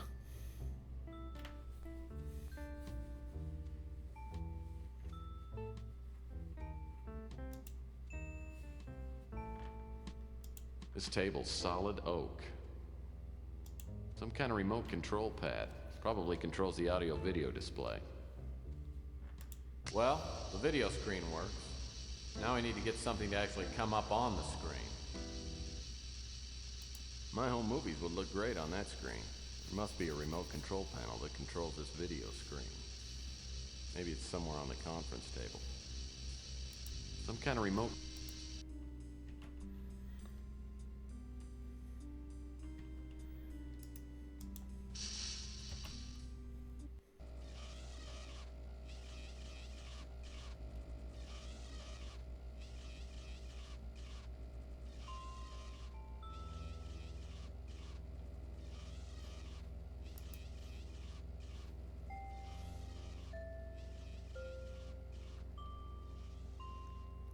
Well, it was right behind me. Probably checking the other room. So that was close that I didn't die right away.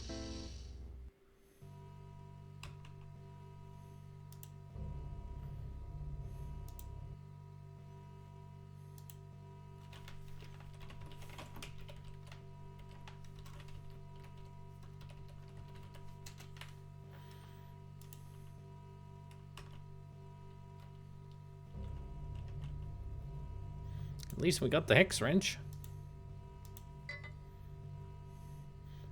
And it's a good thing we still got the Geiger.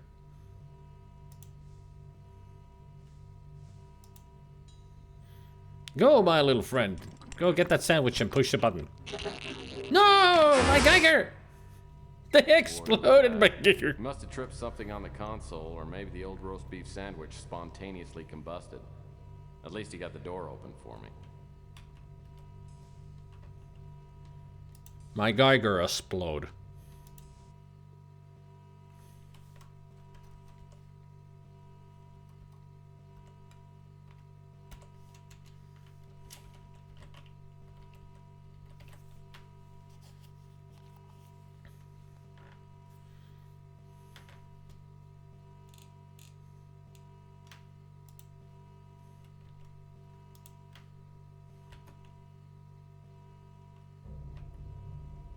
Just standard office desks. Looks like a mini disc. Something tells me I ought to see whatever's on it. It's a memo. It says, memo to Marcus Tucker. This disc was confiscated from Ava Shanzi before she was imprisoned on the Moonchild. We are still searching her personal effects for any sign of the Winter Chip.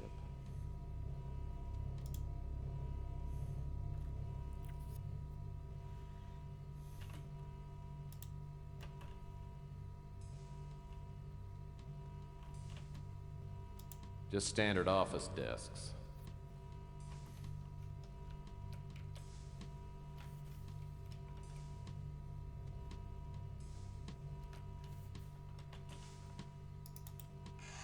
This looks like it might open one of those office doors. Gimme.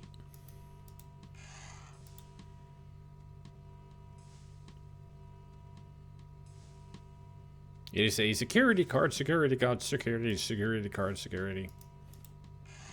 Another. This laserdisc is titled, So You're Starting a New Job at GRS. narrated by Marcus Tucker. Delightful. Just standard office.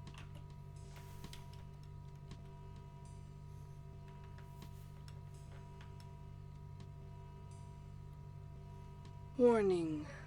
Security sweep will begin in 5 seconds. Good thing I was going this way already.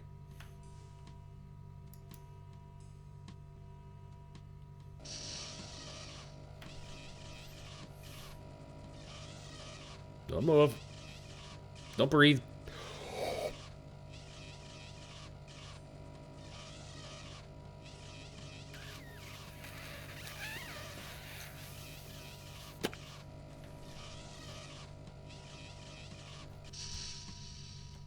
Whew.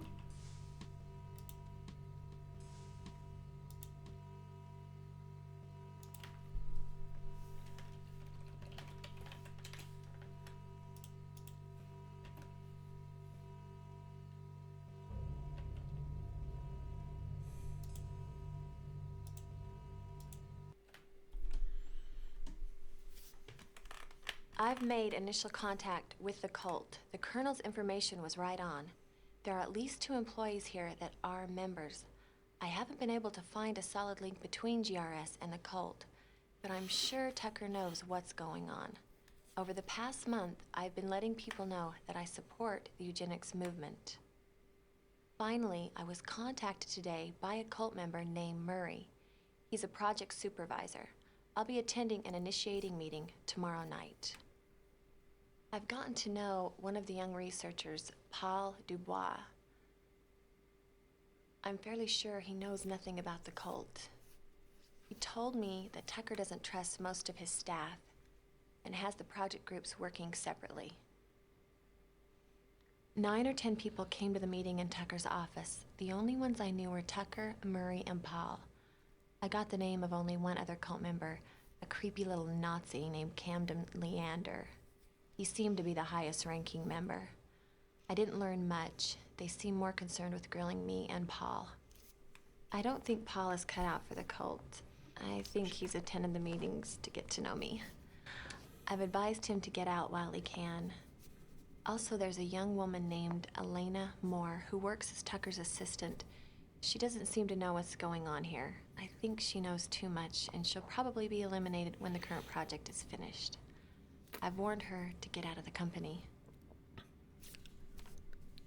It looks like the project is almost completed. The cult members are ecstatic. I keep hearing them use the words purification and illuvion. I don't know what they mean, but whatever's going to happen is going to happen soon.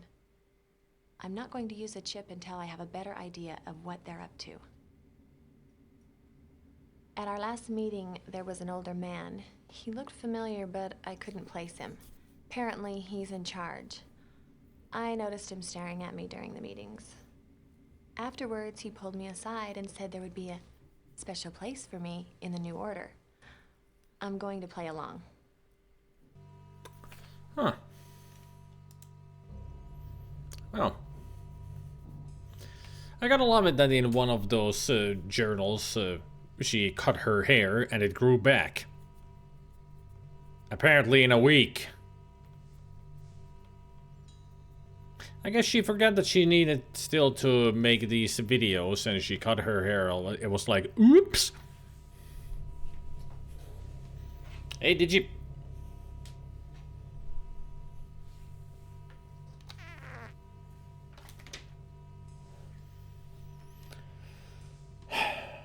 Thought Pliggins, once again.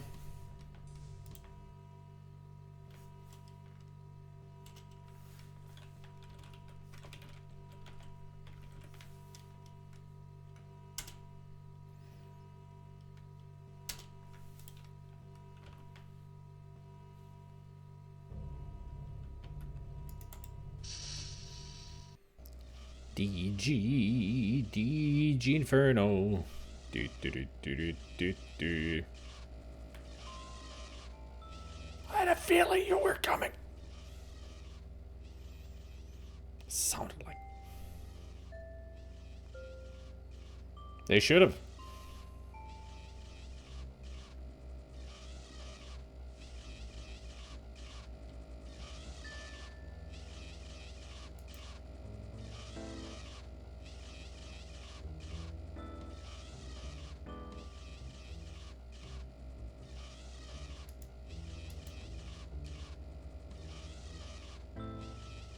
Should be in the further room right now.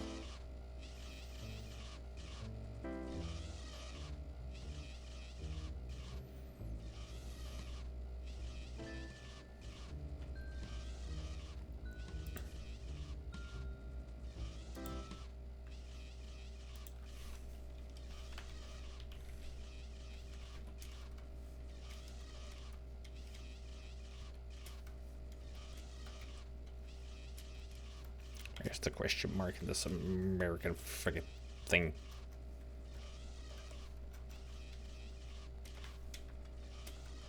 I guess there's no question mark around here.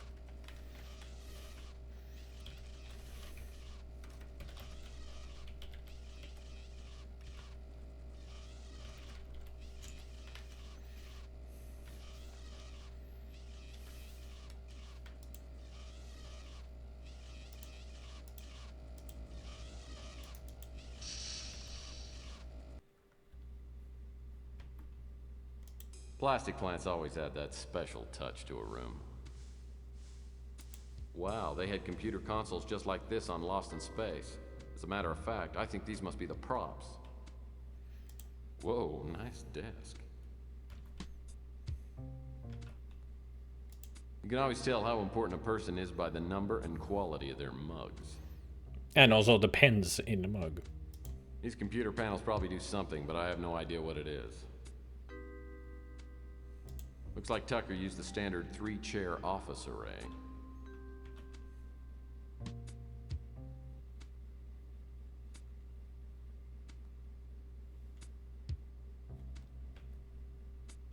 I'm willing to bet that access to this computer is extremely unlikely.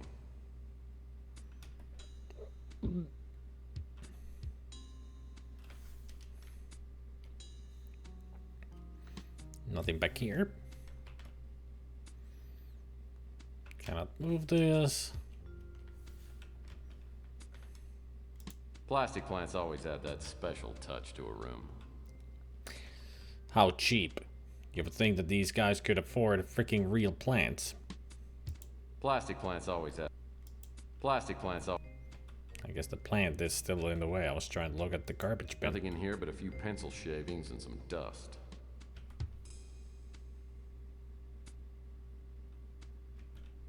Any drawers? Plastic No plastic plants. These drawers are in need of a good rifling. Looks like Tucker used the standard...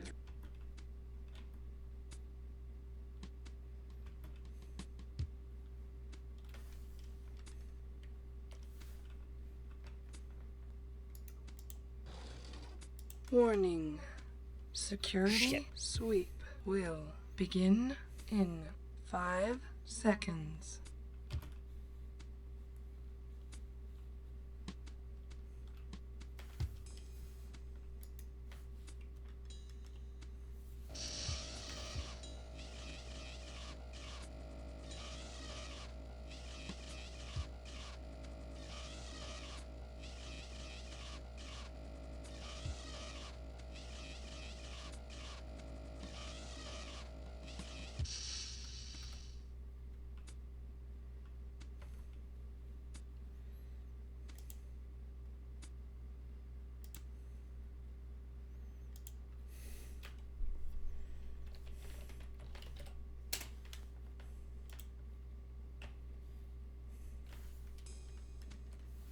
So what did we find here? An old piece of masking tape is stuck here. Looks like some numbers are printed on it. 142235. Probably doesn't mean a thing. It's a code, and I'm not... These drawers are in need of a...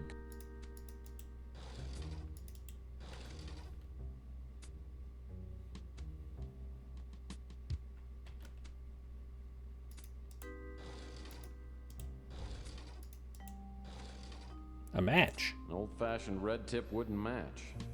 My Zippo's out of fluid. Maybe I should keep this around for an emergency light. Well, we have a cigarette. Now we have a match. Time to smoke it up.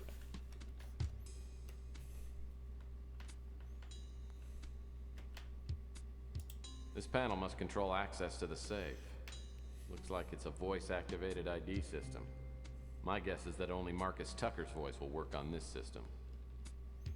Great.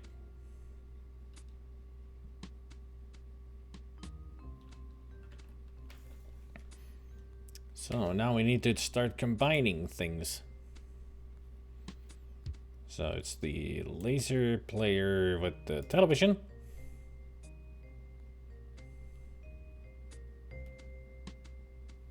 Audio-visual equipment. Then it's this with that.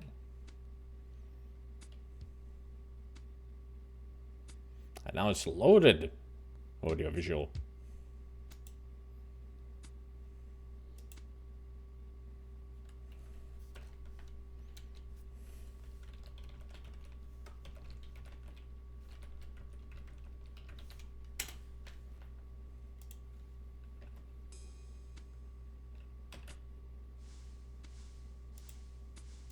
I'll need to turn on the access panel first. 2. Access the safe. Please prepare for voice ID verification. Please speak your name now. Hello, I'm Marcus Tucker. Hello, I'm Marcus Tucker. Hello, I'm Marcus Tucker. Stand by for DNA scan. DNA incompatible. Attention, security, intruder on premises. Shit.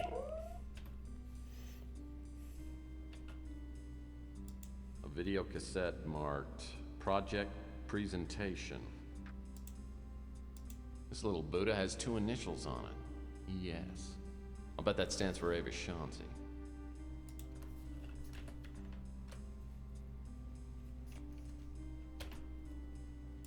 Looks like some papers have been shredded and dumped in here.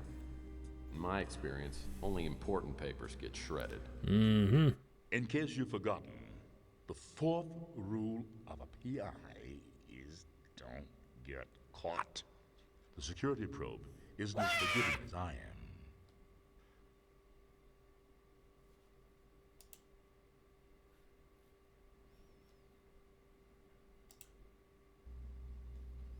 I guess I should wait for that thing to come back and then go for the door.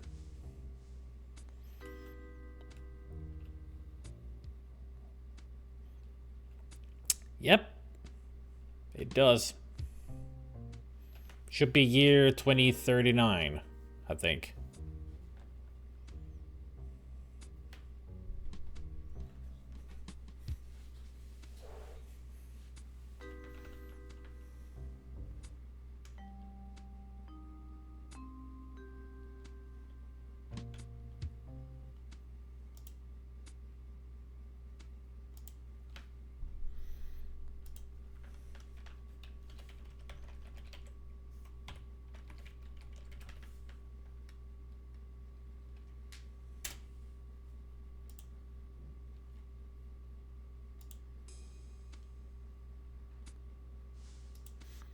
You know, we should take a break.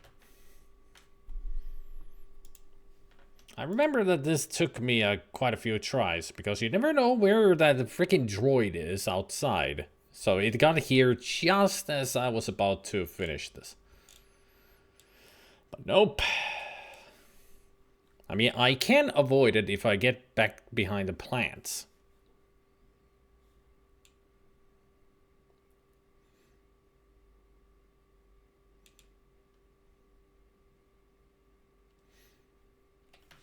But if I open the door, then go behind the plants to avoid it, I cannot get the items. I have to get the items first, then hide behind the plants. Gotta avoid the droid instead of Noid.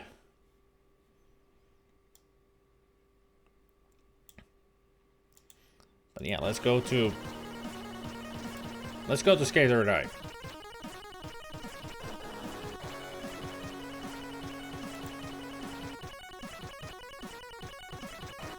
This version is faster than normal, so this is the most likely the US speed.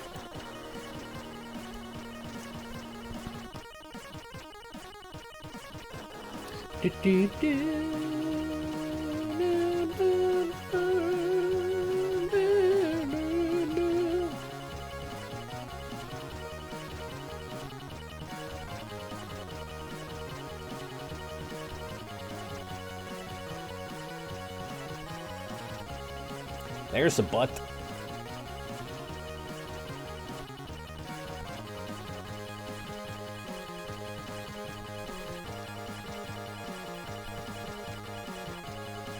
There's Gabriel.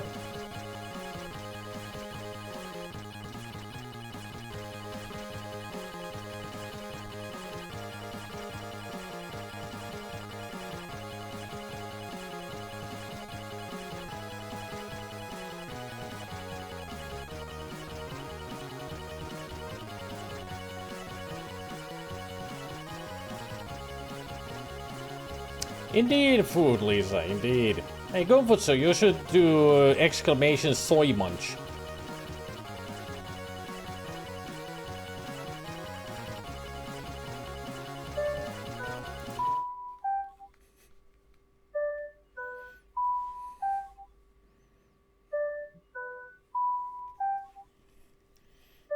Välitunti! Syömään!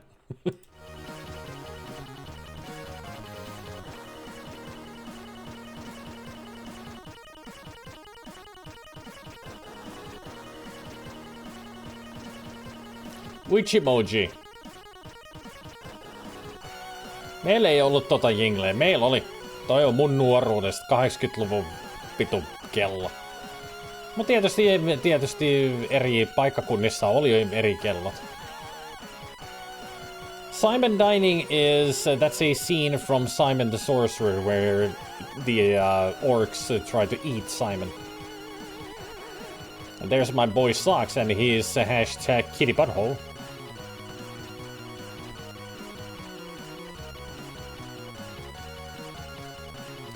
I do have quite a few Simon the Sorcerer emotes. They all start with Simon.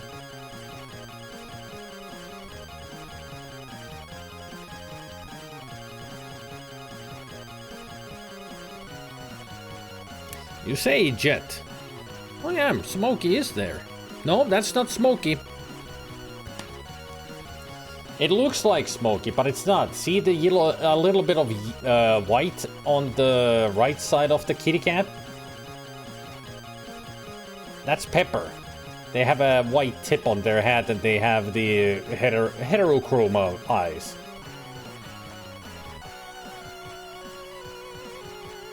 There's Pepper. That's what he looks like. The only cat with two different colored eyes. Totes adores.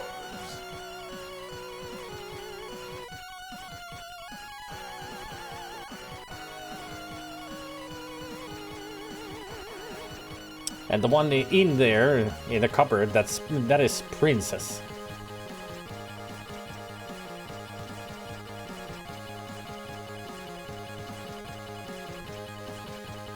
And even though the butt looks like it would be Fred's, that is actually Pumpkin.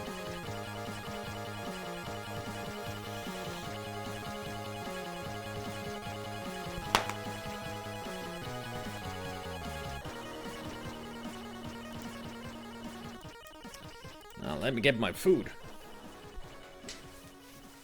And also, I need a drink. Because this is almost out.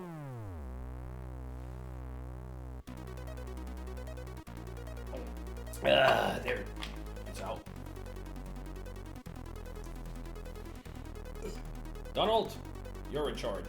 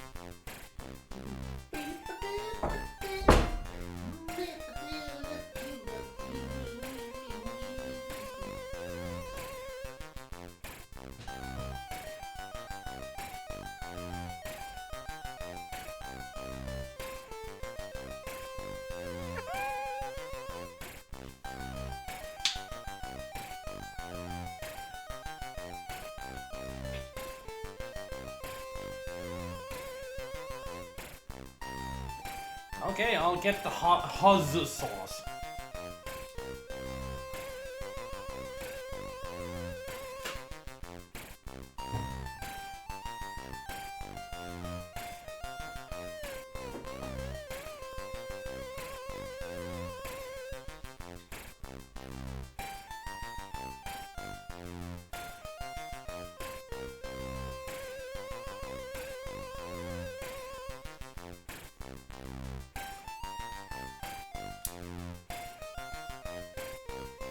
That'll do ya.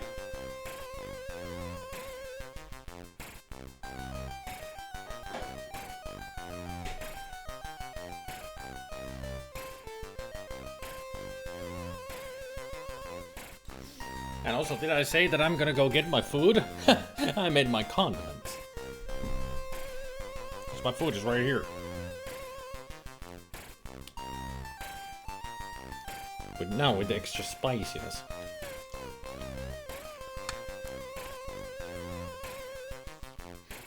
I mean, when I made this...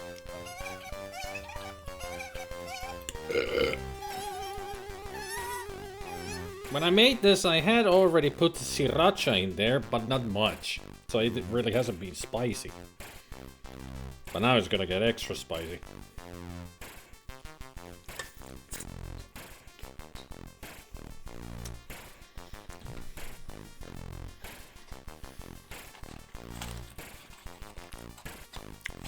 An iced apple bubble tea. Nice.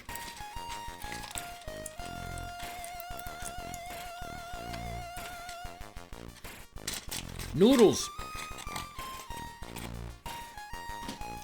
Noodles with meatball in a cheesy, in a cheese sauce.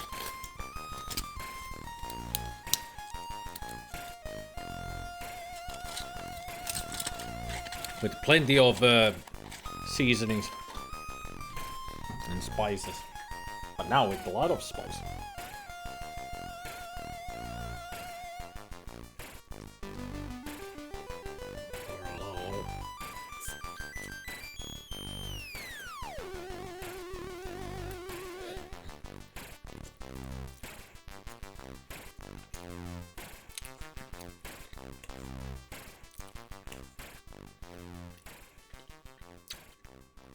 Gotta say, that sauce brings the heat, but also brings the flavor.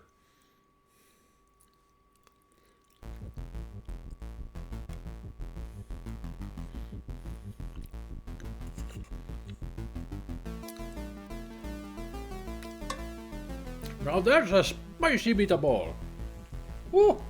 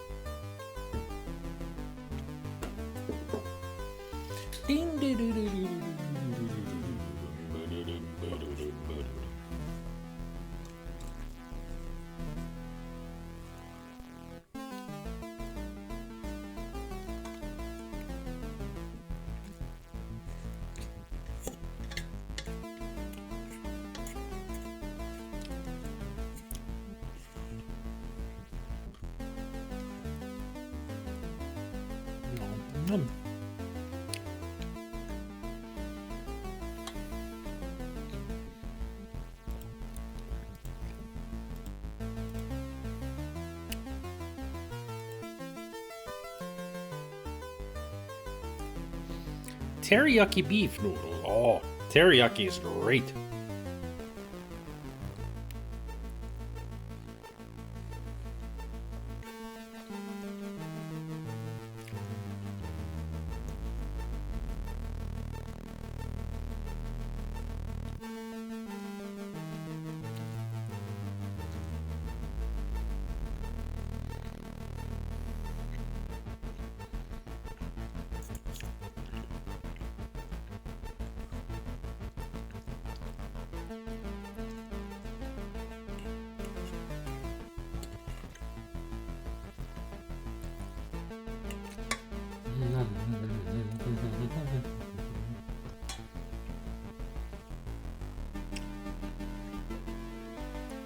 Sounds like a good idea.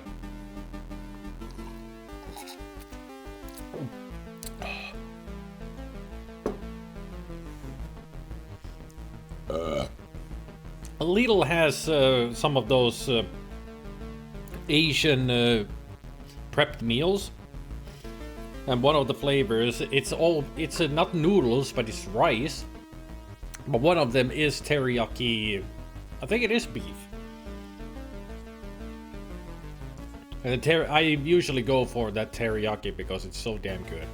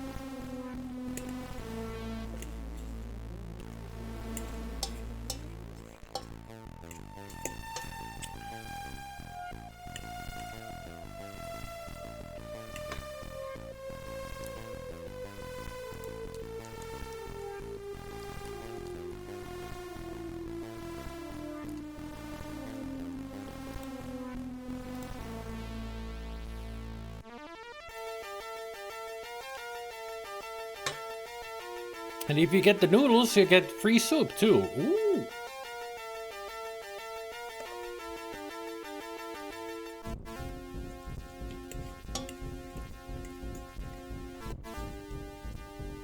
Is the soup as an appetizer or something on the side?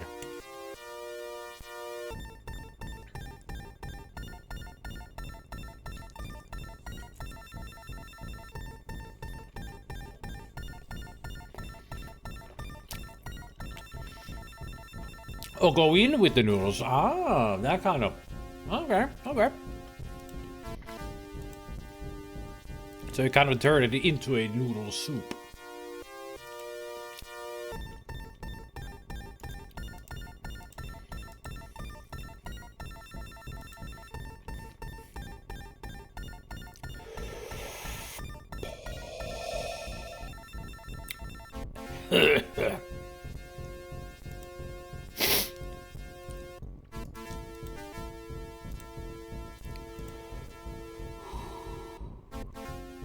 I think the spiciness is not just making me sweat, it's burning all of my hair off. Not this hair, body hair.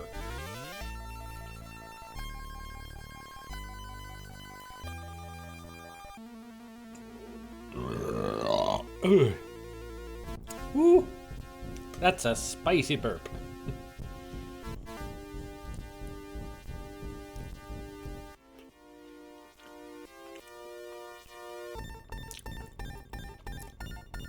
We don't have those kind of restaurants here, Mocats. We prefer our safety.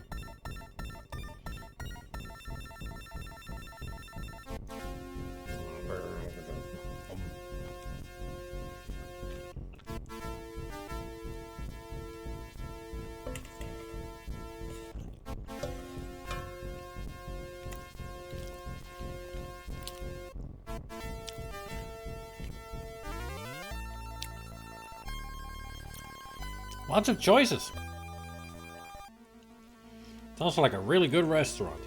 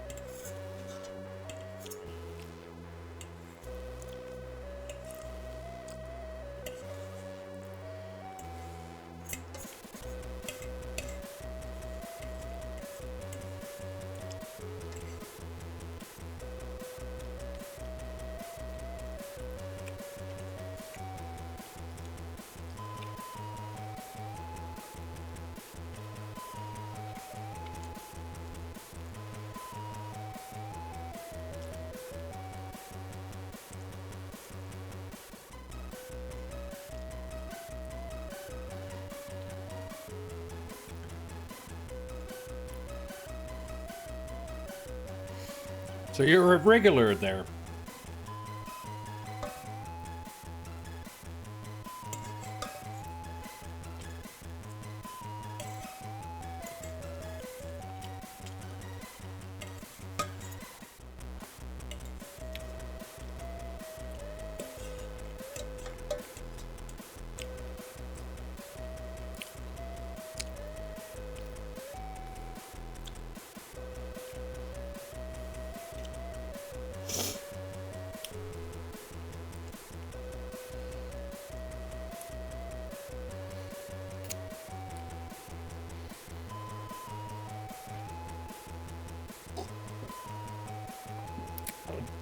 Ugh.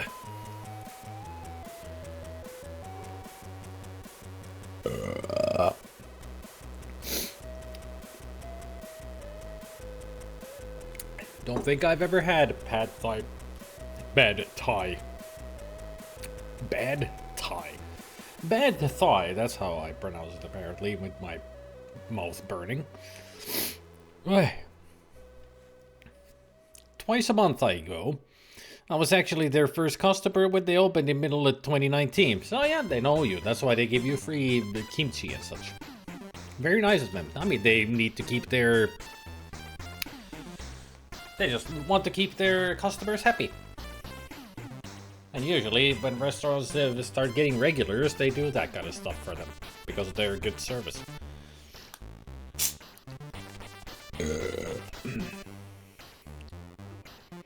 For their patronage.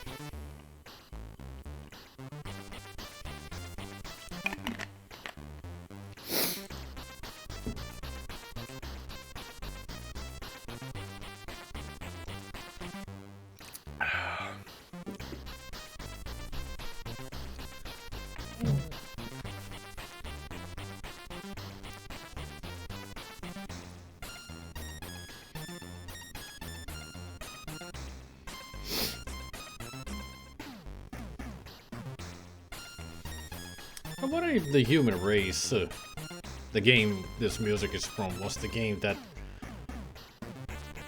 Chiswick tried to play this so many times. I think it might be. Gotta check it. Because if it is, the human race is a game that I should actually try out at some point. Because it's apparently one of the hardest games on Commodore 64. Like, it's ridiculous on what you need to do in it.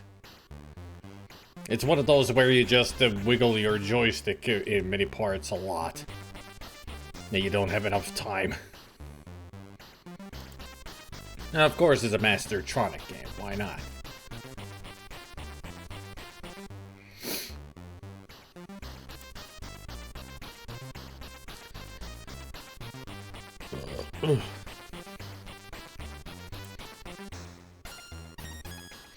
Hey, Pom Pom Box. You just need to memorize it. But it is the game that Chiswick played a lot, right?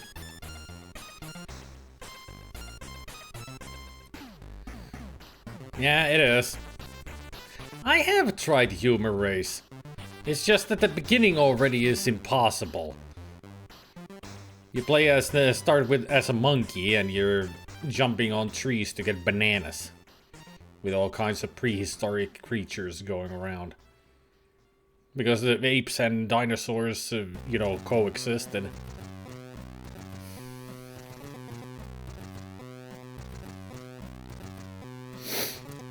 Oh, it is not easy at all.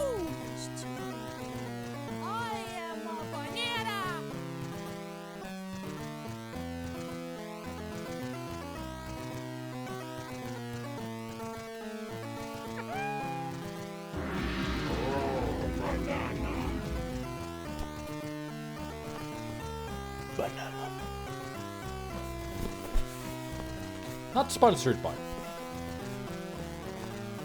I mean, it says Chiquita.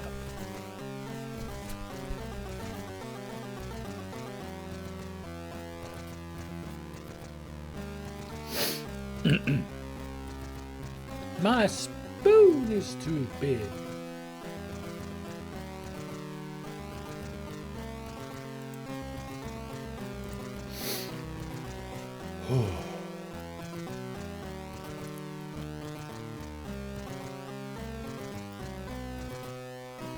bad bananas.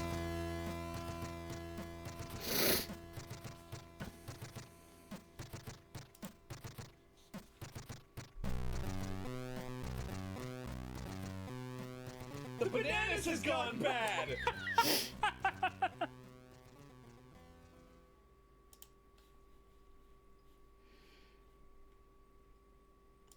The bananas indeed has gone bad.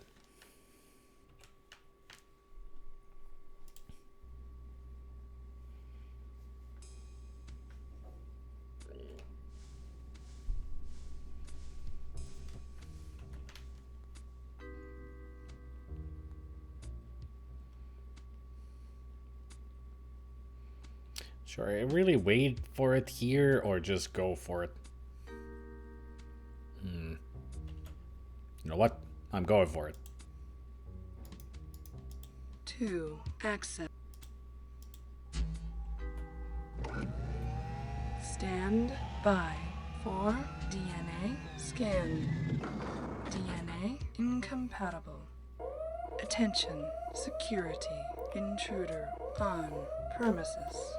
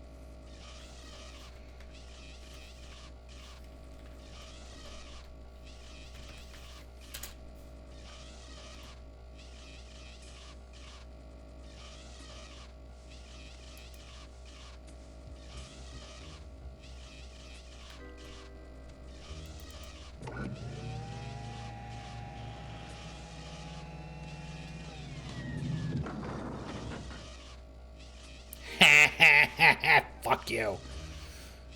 Now we can freely go around.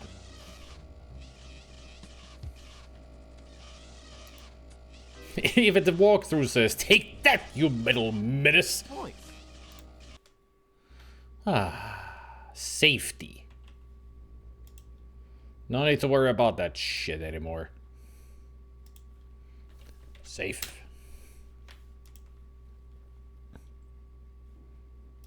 Let's take a look at this Buddha. Whoops. Whoops.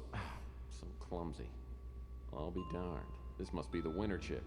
And it was right here under the cult's nose the whole time. Yeah, I wonder why we can, you know, how we can tell that it's the winter chip. Looks interesting, but I'll need to find a video cassette player. No. Great. One of these kinds.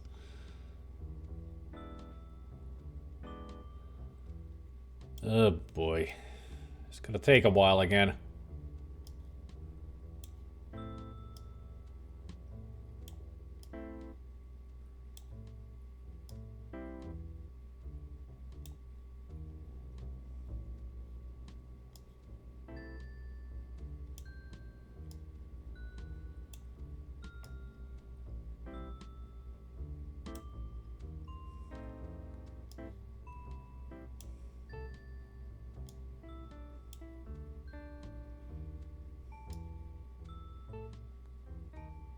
At least this is easier than the other.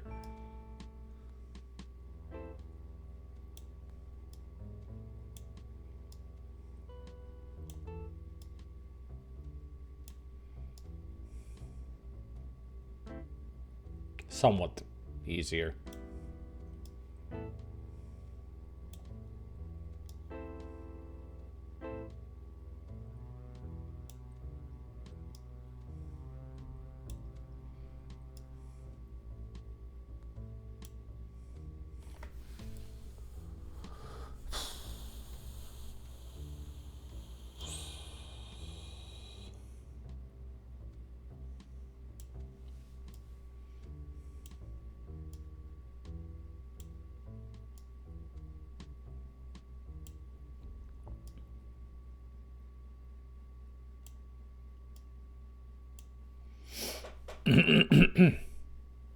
That's Brooklyn Nine-Nine.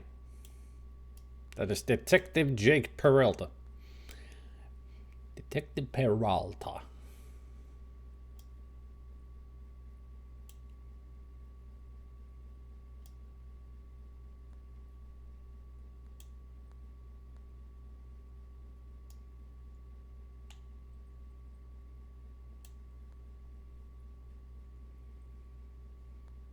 I've seen the whole show twice. It's great. Great comedy.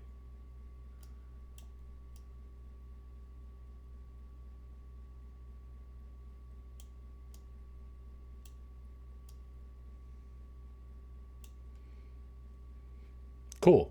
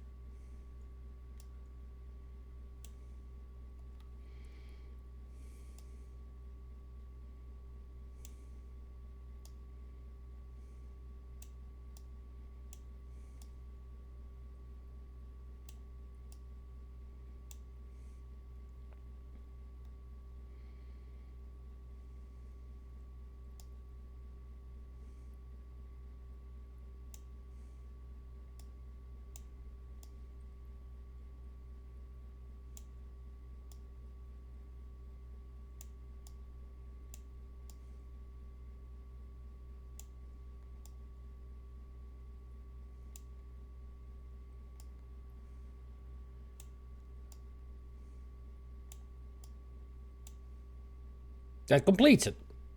Now that it's assembled, I think I'll glue the pieces together so they won't come apart.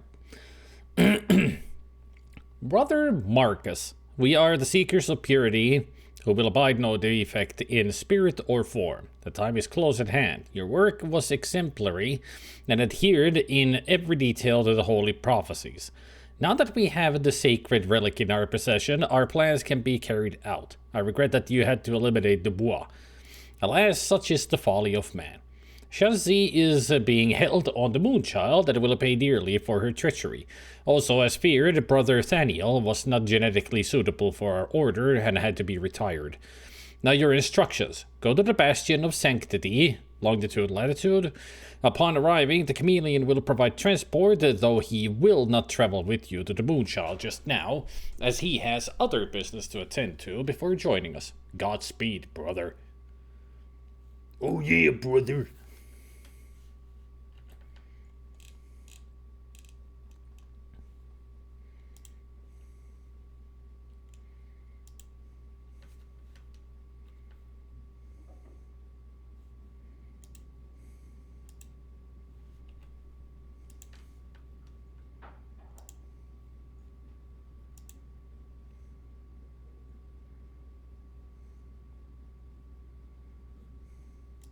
That watch's secret compartment may be the safest place for me to hide the winter chip.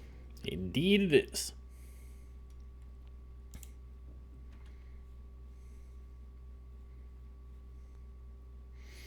To the conference room.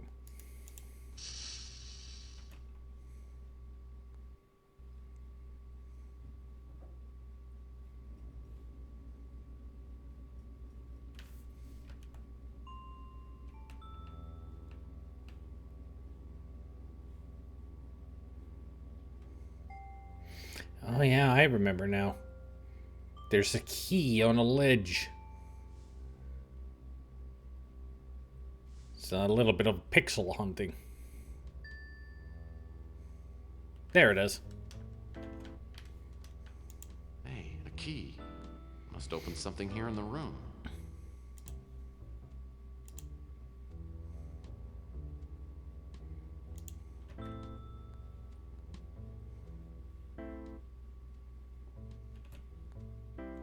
Cabinet is handcrafted oak. My favorite kind. Key. Good job, Aaron. Ah, the cabinet doors are locked. Maybe there's something worth finding inside. Looks like a state-of-the-art VCR. The year 2039, when VCRs were state of the art in technology. Forget the laser disc, forget the mini disc. VCR. Now that's the ticket to high quality picture. They were real visionaries when they thought about the future and when they made these games. Okay, it's turned on now. I'm turned on too.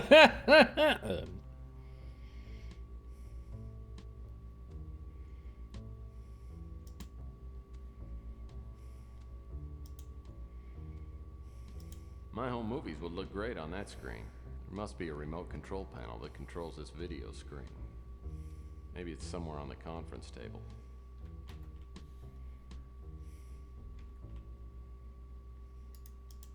Though not an effective way to infect the mass population, the viral powder combined with tobacco then inhaled is the quickest way to provoke death.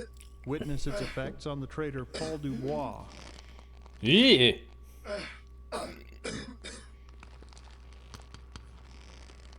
On a larger scale, the virus can be introduced into the upper atmosphere by means of dispenser satellites. I bet he's With head proper explode. flight path alignment and a minimum of 100 dispensers, Earth's atmosphere could be thoroughly saturated within 12 hours.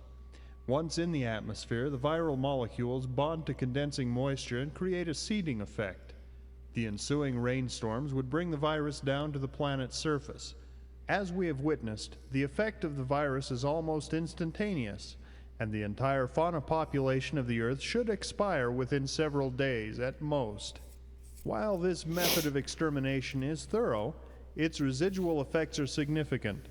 The atmosphere will continue to cycle the virus for years until natural decay and filtering cause the viral strain to become a negligible portion of the atmosphere. We estimate that this process will require a minimum of 30 years to complete. 30 years. They're gonna stay in that freaking space station for 30 years.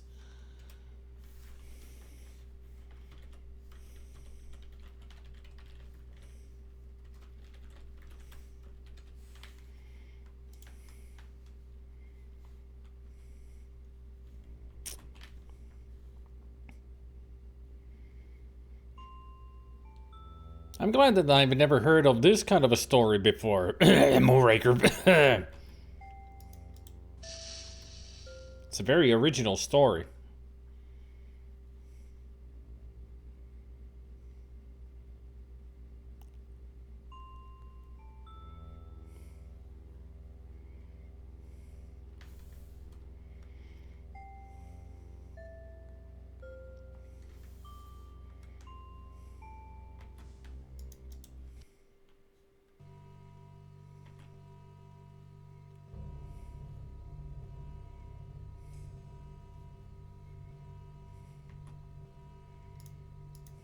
This type of safe requires a 6-digit code to open.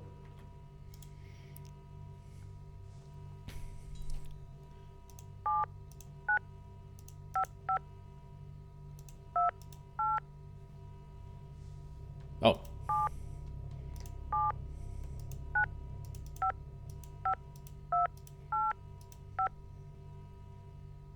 Yay! I wonder what's in that vial. It says cigarette viral powder. Viral powder for cigarettes? A cigarette load is a classic practical joke, but this is ridiculous.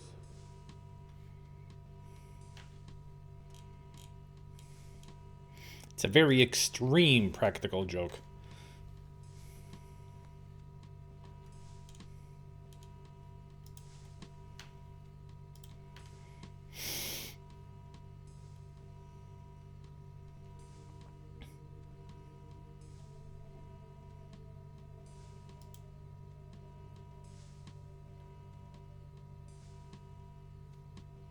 Oh, there's a lot of places we can go to. GRS or Texas office. I think we're gonna go back to the office. We're done here.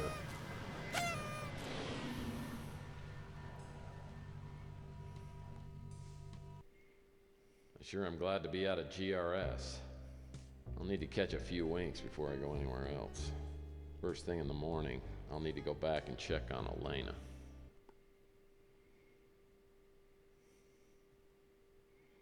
There we are. Near, it's the chameleon. There's been a change in plans. You and I have a date with destiny. Let's go. It feels like I've been asleep for about 10 seconds when I hear something moving through the office. What the fuck? Hello again, Murphy. It's the Atari Jaguar. Run! Remember me? If not, how about now?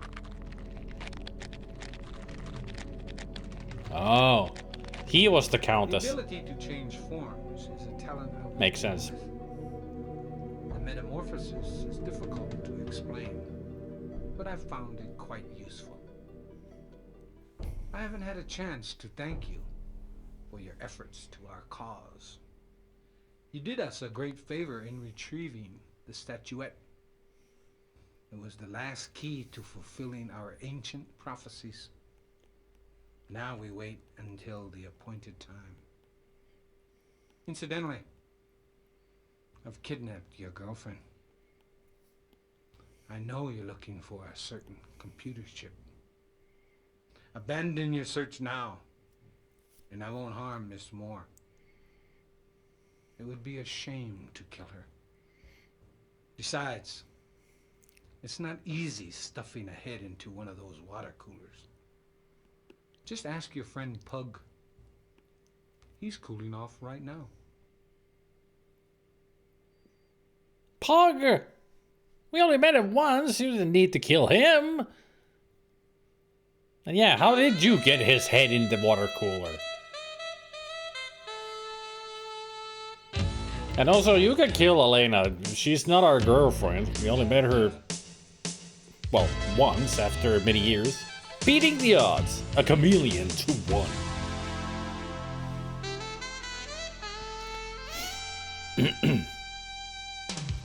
Is the chameleon gonna end up with bad karma? Head out of the water cooler, but it was no dice. The police showed up and thought about grilling me until they realized Pug was a mutant, and it was like they couldn't care less. That's the trouble with this world. A life's still a life, whether it's mine or Pug's. It still has to count for something. If a crime to humanity is committed, someone should have to pay for it. The chameleon had killed Pug for no good reason and had kidnapped Elena. I'm not about to let him get away with it. Not today. Not today.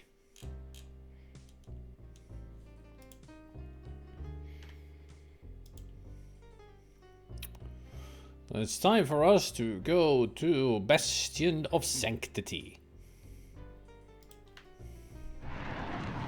Private Dick, away!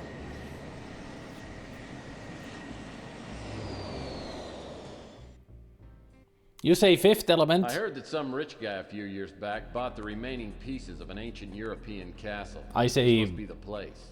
Blade As Runner. I approach the coordinates given in the shredded note from GRS, I see a massive structure jutting out from a deeply forested area. The bastion looks like a medieval castle, but there's nothing romantic about this place. It seems to lay there, a festering evil, like a paper cut gone bad. From here I can get a good look at the chameleon. He's pacing around, smoking like a brush fire and talking to himself. I don't know what he's smoking, but he looks higher than an infield fly. I've got to distract him somehow and get him out of the room. Then I'll figure out a way to get him out of here for good.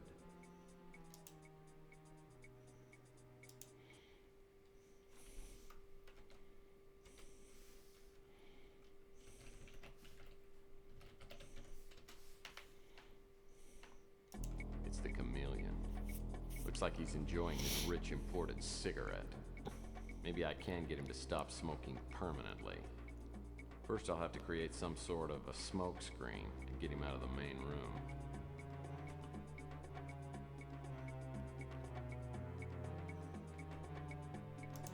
chameleon has a lane and a laser field. The effect of the beam is probably keeping her sedated. With the chameleon out of the way, I can find out how to shut it off.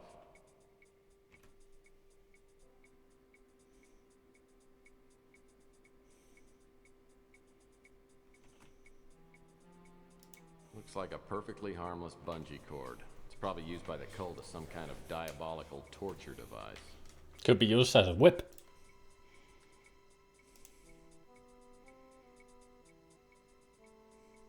I mean, I would imagine a bungee cord like that would hurt if used as a whip.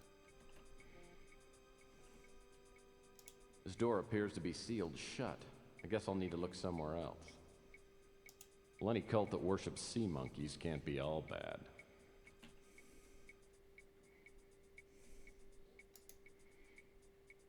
Those look like dragons, not sea monkeys.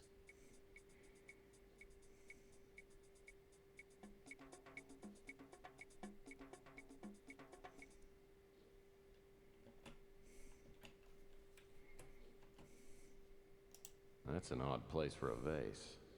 I wonder if I could use it as a distraction. Well, I'll be darned. That's Uncle Morty, and he was not a handsome man.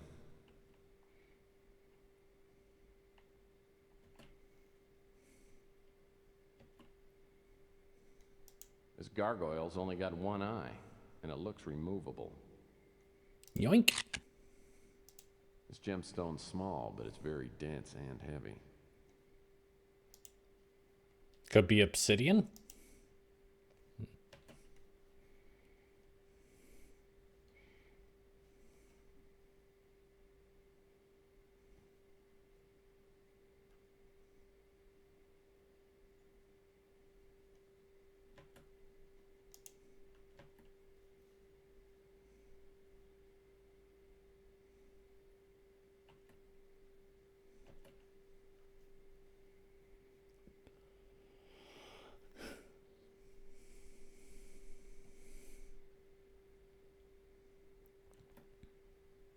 Well, this is your standard V-clamp coat of arms. Oh, I guess the clamp's just stuck there. I don't want to know what the chameleon uses this V-clamp for. To hold down the coat of arms?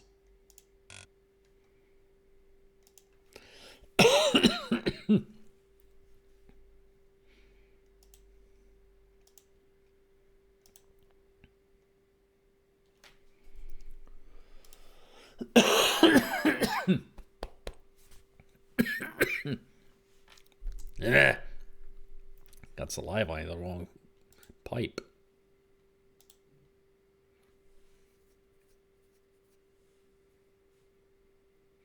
There, we got a loaded slingshot. Yep. Don't light it up. Combine it with this.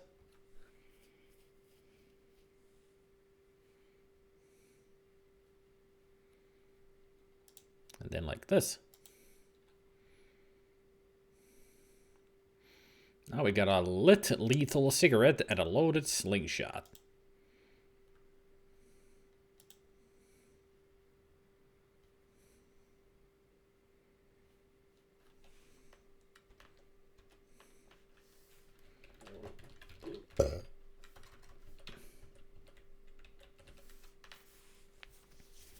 Red, gold, again green.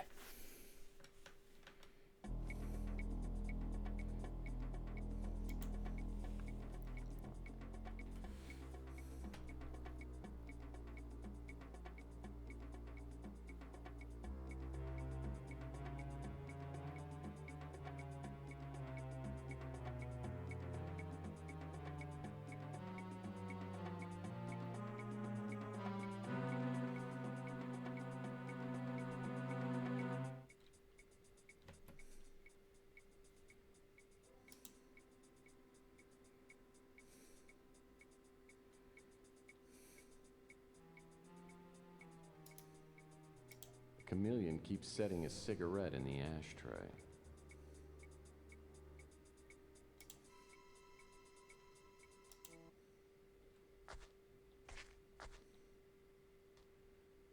Oh, that was easy. Okay, the cigarette's in place. Now if you'll just go for it. Yeah, here he comes. Come on. Come on. Over to the table for some real smoking enjoyment. He's got it. That's it. Smoke away, sucker. Gotcha.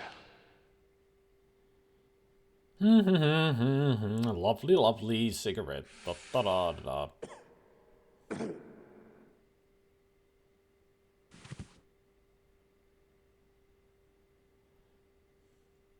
Fell for the old lethal lit cigarette Didn't trick. anyone ever tell you these things can kill you?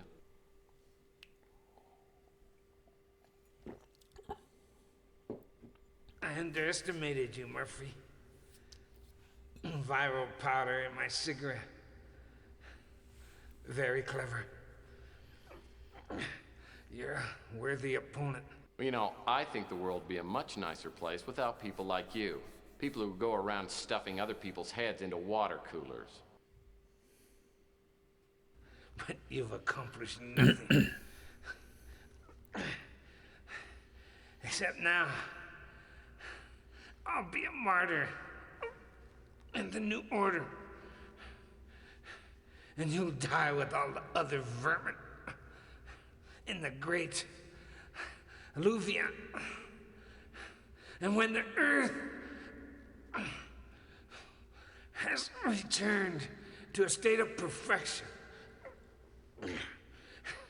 and the purified races return after the waiting, my name will live forever. Yeah, I guess that's good in theory. Too bad you won't be around to enjoy it. Death means nothing. I would die 1,000 times to help fulfill the sacred prophecy. Enjoy your victory while you can, Murphy. Tomorrow night, you will die.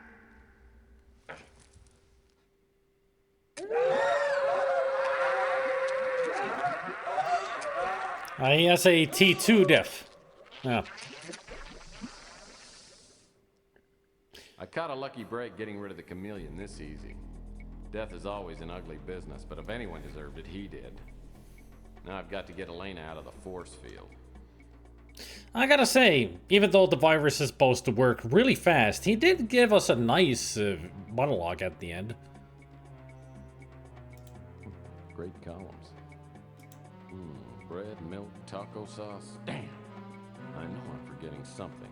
Another damn bird. They brought me nothing but bad luck lately.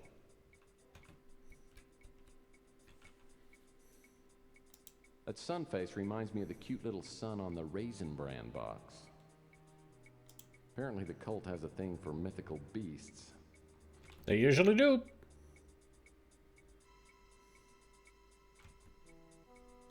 Oh, nice horsey. Oh, poor guy. That's a pretty small leaf. Well, when you don't have much to hide. This is Peter loaning Paul his Sgt. Pepper's album. I highly doubt that that's the Sgt. Pepper's album. Well, that could be.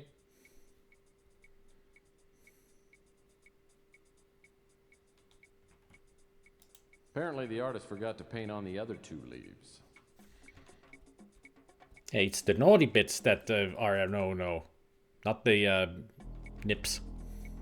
This banner means one of two things. One, the cult wants to rule the world, or two, they won some kind of intramural basketball tournament. That's a lovely grail. Very nice. What is it, the cup of a carpenter? Those are probably supposed to be some kind of mythical beasts. They look like dancing goats.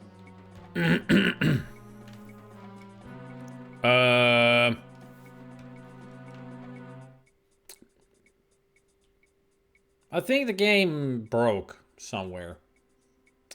He's not supposed to be there. That roaring fire makes me wish I'd brought fixins for s'mores. Looking at this painting reminds me of the time that girl told me I had Roman hands. Sign of the rooster. Brings to my mind visions of buffalo wings and cold beer.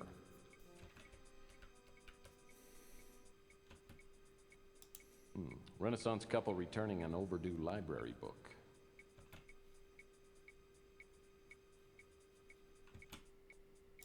Looking at this painting reminds me of the time that girl told me I had Roman hands.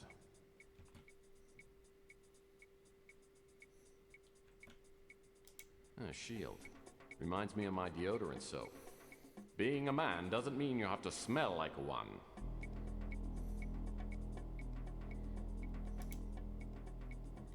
I've always enjoyed flipping switches, especially when I'm not absolutely certain what the switch does.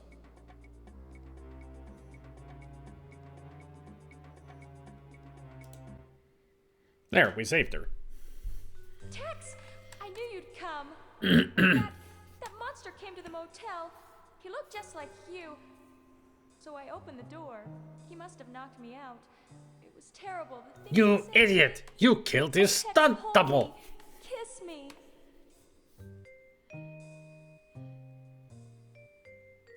Hold me, kiss me, thrill me, kill me? Polite refusal, halitosis humor, gumshoe motto. Halitosis. Listen, Elena, I'd love to kiss you, but I just had a big chili dog with extra onions. Besides, every time I look at you, I can't help but think of your sister, and that gives me a stomach ache.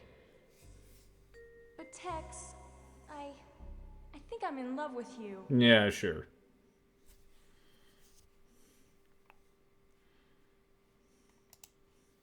Look, I'm not your type, sweetie. Just ask your sister. Are you sure there's nothing I can do to make you stay? Not at this place. Do you play Twisty? Never mind. Pious excuse, ethical concern, and break it gently. Look, don't get me wrong, Elena. I think you're as cute as a button. But right now, I got a job to do, and I've got to do it alone.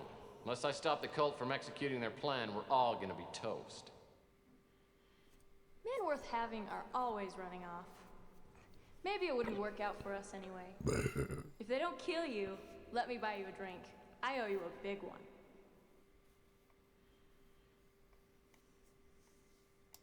Okay. Well, maybe someday you can buy me one of those 46-ounce super gulpers. What I really need right now is a good lead.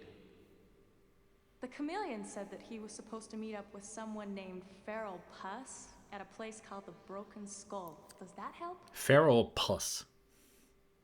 Yeah, it does, as a matter of fact. He summoned to his presence 1,000 hale and light-hearted friends to the deep seclusion of one of his castellated abbeys. This was an extensive and magnificent structure, the creation of the prince's own eccentric yet august taste. A strong and lofty wall girdled it in. Without was the Red Death. Okay, we got a quote from the Red Group. Yes, brother. Everyone has arrived. And all the provisions are stored. What about the wine? We hadn't received the shipment when I last checked the inventory. All is in order, brother. We have sufficient supplies to take us into the next century. Excellent. I will notify the master that everything is prepared. The celebration is set to begin at the appointed hour. Speaking of a ghoul, the hell was that voice? I mean, that was a ghoul freaking talking there.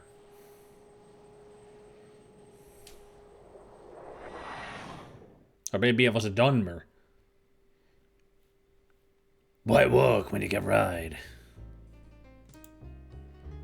You Enwa. You swit.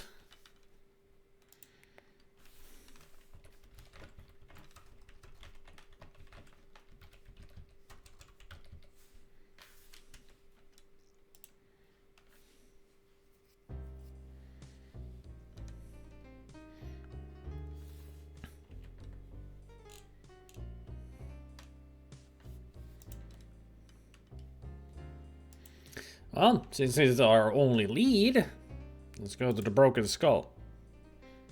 And meet a famous actress.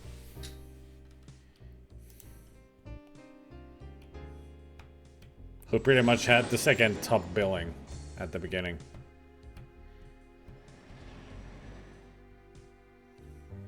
The way station is small, with a diameter of maybe 5,000 meters. I have no problem finding the Broken Skull, which turns out to be a typical off-world saloon. The kind of place where all the booze is watered down, the prices are triple, and the waitresses all have fresh stitches on their foreheads. It's strangely quiet, though, and the dame behind the bar looks like she'd just as soon cut my throat as pour me a drink. So what'll you have?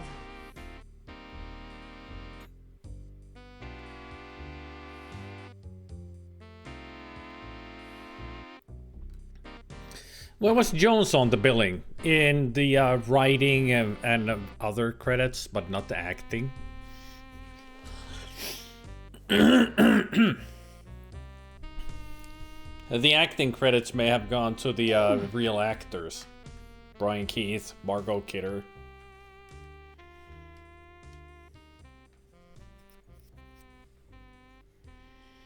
Hey, it's his game. He can give the top billing to whoever he wants. And better give it to the real actors in their game, you know. I mean, when somebody starts the game, they're like, "What? Brian Keith is in this thing? Margot Kidder? Woo!" And then they play the game.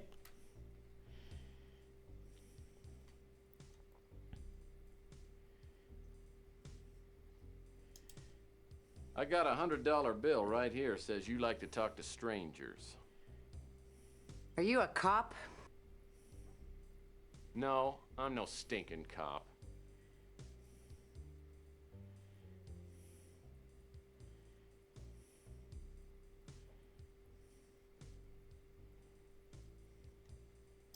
I am a seeker of purity, who will abide no defect in spirit or form. Yeah, whatever. Do you want a drink? You know, we don't take American Express. Cash customers only. You take out-of-state cash? We'll take any cash with the Made in the USA logo on it.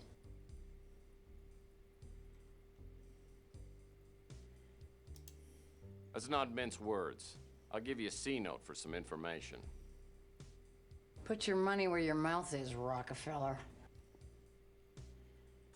And suddenly, I have a $100 bill. Okay, moneybags. One question. Bluffing name dropper interested in transportation info on the folks from GRS. If I ask the wrong question here, she's just gonna shoot me. Or she will ask the bouncer to kill me. Can you help me find a ride to the Moonchild? Do you have the token?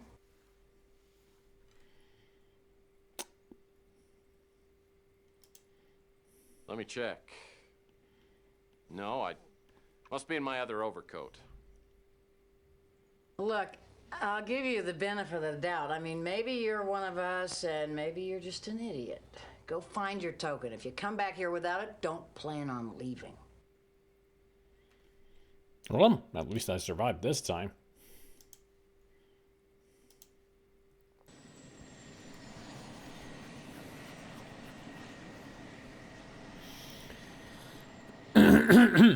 I mean, I did save the game just before we went there. Did you forget something?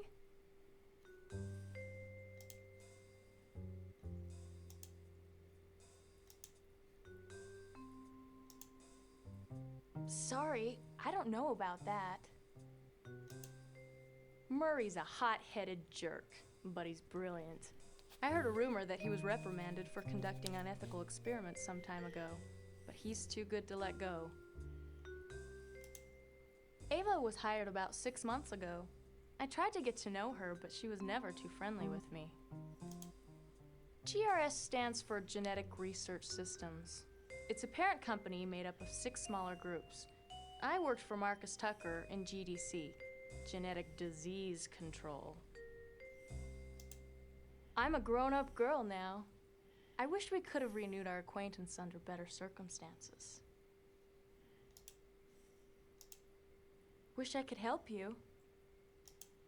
The chameleon said something about using an old silver dollar as a token. Silver dollar? I don't know where you could find one. They're so rare. There's only one place that we know could have it. Rock's pawn shop. Oh, Rook! What now, Murphy? I have something to ask you about. A certain token. I don't know anything about that. How about a silver dollar? Yeah, I've got a couple of old Susan B. Anthony silver dollars in my coin collection. They're pretty expensive, though I guess I do owe you something. Yay! We have a Susan B. Anthony silver dollar.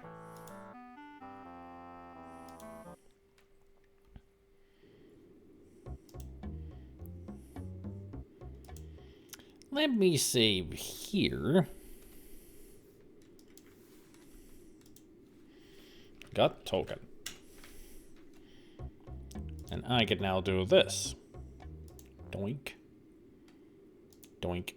Doink. Doink. Sploink. Broink. Foink.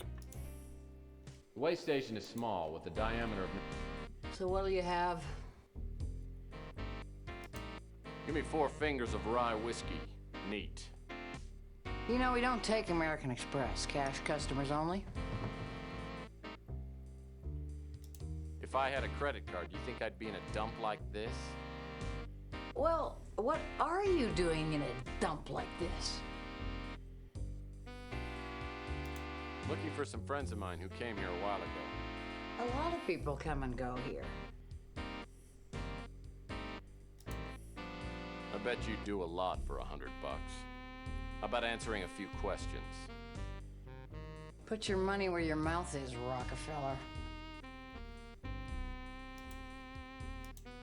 Okay, moneybags. One question. What do you know about Ava Shanzi, Paul Dubois, and Camden Leander? They were here about a month ago. I don't know where they went. There's your answer. Now I'm gonna have Bluto escort you out. We don't need nosy types around here. Hey, Bluto! I shouldn't have to remind you, Murphy. Never underestimate a woman with an attitude. See?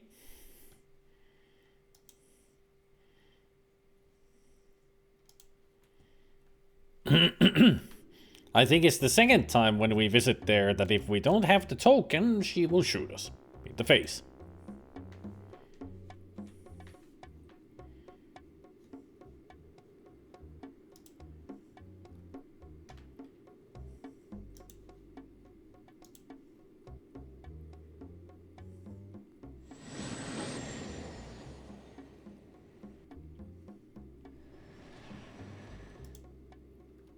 Did you find what you were looking for? I also like that the place is a fire hydrant shaped station.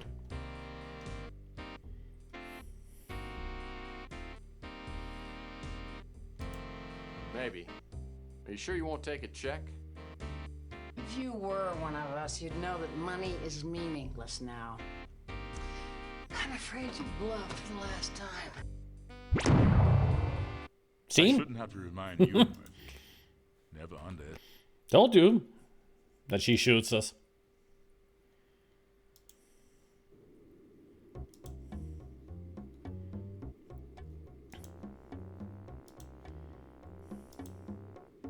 Did you find what you were looking? Yeah. It went through the wash, but I think it'll work. Well, let's see it. I haven't got all day. Okay.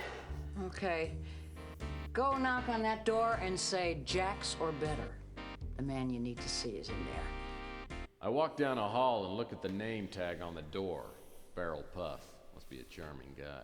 I call out the password and a gravelly, grating voice calls loudly for me to come in. As I step into the back room, I'm blasted by an aromatic wave of cigar smoke, alcohol, fish, and body sweat. You. Combination almost knocks me out. The room is empty except for a bloated hog of a man who seems to be the source of all the foul odors. Why fish? I ain't seen you here before. Who the hell are you? Friendly neighborhood Spider-Man. My friends call me Tex. You can call me Mr. Murphy, unless you'd like to be my friend. You know, I made a bet that you wasn't stupid enough to use your real name. I guess we both lose, Murphy. You know, Mr. Puss, it's not only rude, but it's also illegal to point a Lester flame rod at a total stranger. Ha ha, you're not a total stranger. I've been waiting for you for a while now. Though I thought you was gonna come up with that chameleon. So you're disappointed the chameleon isn't here, huh? Why? Was he your girlfriend? Hell, I ought to blow your head off right now. But I ain't gonna. I like watching you sweat. You know, I bet you do. Probably makes your own body odor less noticeable. Watch your mouth, boy, or I'll blow your damn head off. My boss told me that when you got here, I should take care of you. Now sit down! Well, great. I'd like a Mai Tai with 2 umbrellas and a nice plate of those cocktail weenies. I don't think so. I think you wanted me to slit your throat. But there ain't no sport in that.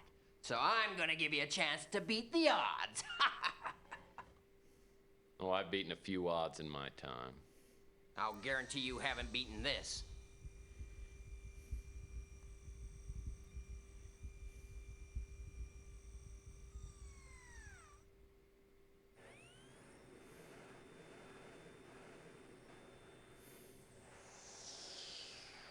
I call it the Farrellette table.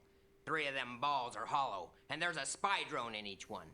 They're little robotic arachnids with nasty stingers. Well, dare I ask what's in the 4th ball? Inside that one is part of a ticket to the Moonchild. I'll mix them around. Then you just have to pick the ball with the ticket and open it up. Do that 4 times, and I'll take you to the Moonchild. Sounds like the old shell game to me.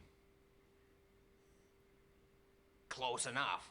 Here's the ball with the ticket. Let's play. Okay, pick a ball. Any ball.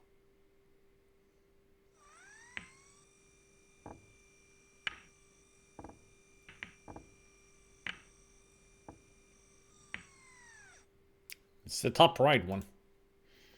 Still gonna make a save.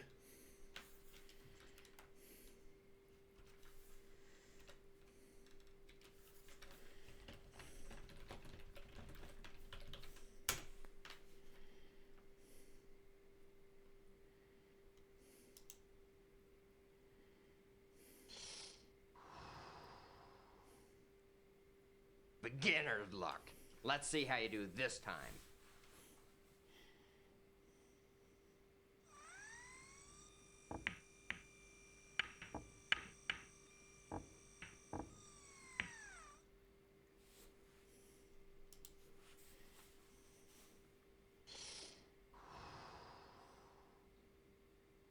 Damn it! I guess I need to speed up the balls a little bit. Well, 3rd time's the charm. For me. I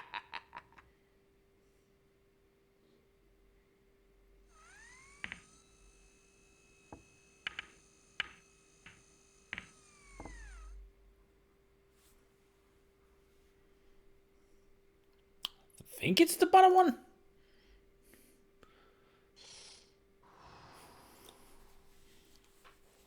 Lucky today, aren't you? I can't wait to see a spy drone tear your head off. No one's gotten this far before, Murphy. It'd be a real shame if you screwed up now.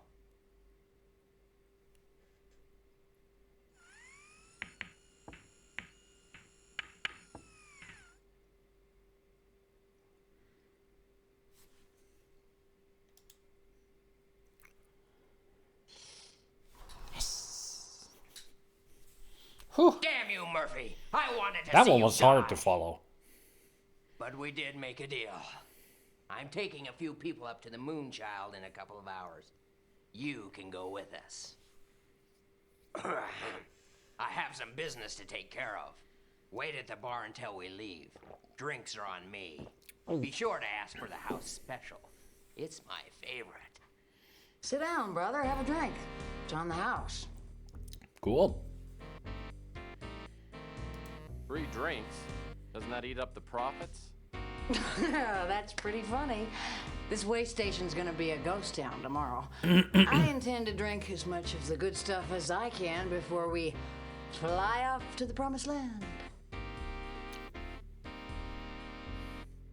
The promised land. Should be quite a party. When are we leaving? Oh, it won't be long now. The purification will be tomorrow at midnight.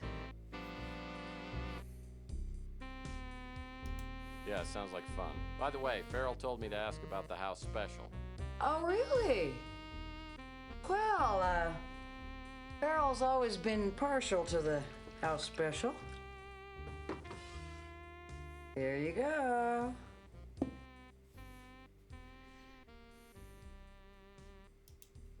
Thanks, sister. Well, here's mud in your eye.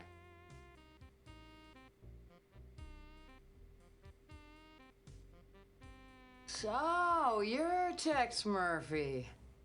Well, we're gonna make your trip as comfortable as possible. Nighty-night!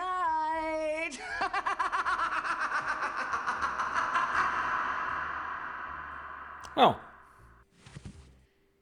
How special indeed.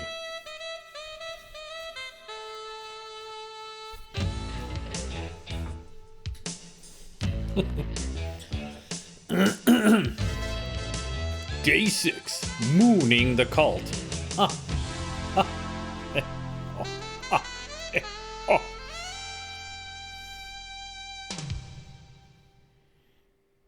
The figure was tall and gaunt, and in the costume and bearing of the stranger, neither wit nor propriety existed. There are chords in the hearts of the most reckless, which cannot be touched without emotion. Even with the utterly lost, to whom life and death are equally jests, there are matters of which no jest can be made. I must have died and gone to heaven. Except I don't think people in heaven have raging hangovers. I must be on the Moonchild. I have to admit, it is incredible. I could get used to living in a place like this. I've never seen anything so beautiful. What's that sound? Something's coming this way.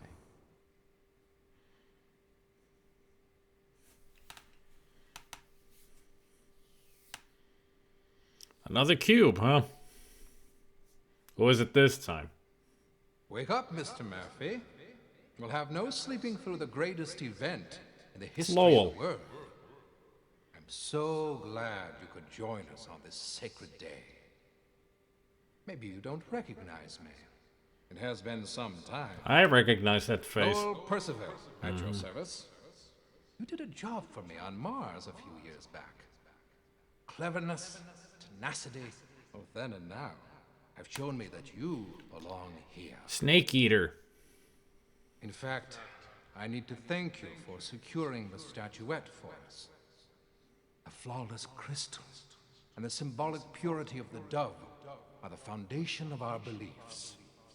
Our sacred text has said that our destiny would be secure only if we had the statuette in our possession. We are deeply in your debt. In an hour or so, we will fulfill an ancient prophecy, specifically the purification by means of the Great Alluvion. It is a fabulous name for a somewhat nasty process. Those creative minds at GRS worked extra hard for a long time to make our prophecy a reality. It was quite a challenge to come up with a plan that would match the details of the Great Alluvion as it is described in our sacred text. Cost me a fortune. Now everything's prepared. At midnight, I will become the savior of our dying world. The earth has become a rotting shell, inhabited by a mongrel breed of half-humans that infest the pure races with their filthy, mutated genes. Is that to be the fate of mankind? The Earth must be thoroughly cleansed for mankind to be saved. Soon, we'll release the seeds of purification, the great alluvion, the baptism of fire, which follows will destroy all life on Earth. But from the ashes will arise a glorious new age. In keeping with the sacred prophecies, we'll wait 40 years here on the Moonchild. Then our genetically pure children will return to a world that, like them, is clean and spoiled. Though I may not live to see it, I will die peacefully, knowing that I have given mankind a purified world. I designed this Moonchild to be the Ark of humanity, but it is also a splendid place to spend the next 40 years. We have it all here: aquariums, aviaries, zoos with animals of all kinds, forests, rivers, mountains, nightclubs, ballparks, everything you could ever want. And the people, only the creme de la creme: architects, bankers, doctors, artists, musicians, and a former president. And as for the women, all beautiful, intelligent, accomplished. 1,000 men, women, and children, all bound together by belief and purpose, a desire to create a world free of imperfections, a society of harmony, peace, without fear, without crime. Share in our dream, Mr. Murphy. You have less than an hour to decide. I can't allow you to attend the big purification party, but I'll be down to see you right after. I'm sure you'll agree that your options are limited. So, Lowell Percival is behind all this. His offer is tempting. Sounds like paradise. And there's probably no way to stop the cult now, so maybe I should just make the best of it. Hold on, Murphy. Don't forget what they've got in mind. They intend to wipe out every person that doesn't have to meet their standards. I wouldn't last very long in a club like this. I could never be part of their brotherhood. I've got to find a way to stop them, but I'm gonna need some help. If Ava Shanzi is still alive and I can find her, the two of us might be able to figure something out. Maybe it's too late, but I've got to do something.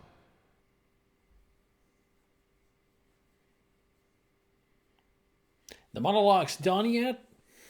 I looked through the pockets of my overcoat, but they've taken everything. All I've got left is the watch I found at the Countess mansion. Could be a lot worse, though. At least they didn't find the winter chip. And apparently didn't take the loaded slingshot either. So they did leave us with a weapon.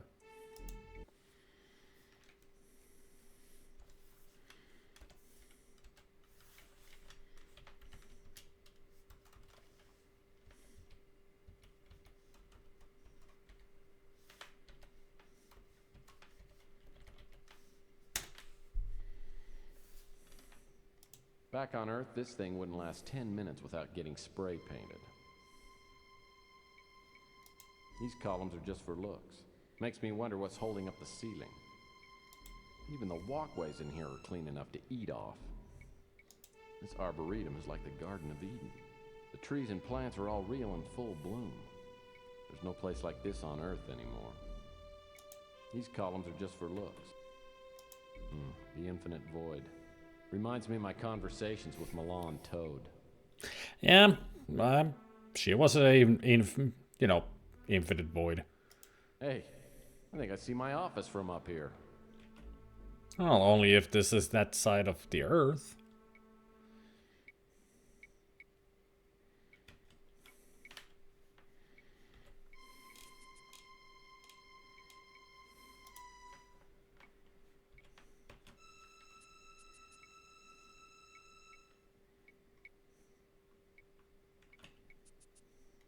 This must be the way out, and I can hear someone pacing from the other side.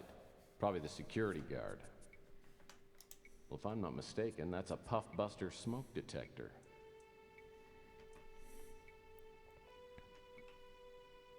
Looks like someone didn't get around to picking up this pile of leaves. Groundskeepers must belong to a union.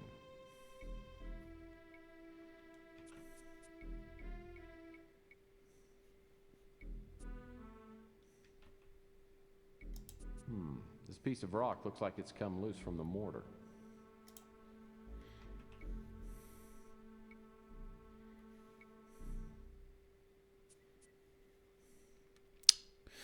Let's take a look around now that we can actually take a look around. The stone is not the only thing we can find around here. A rake. Too bad someone already gathered up all the leaves in here.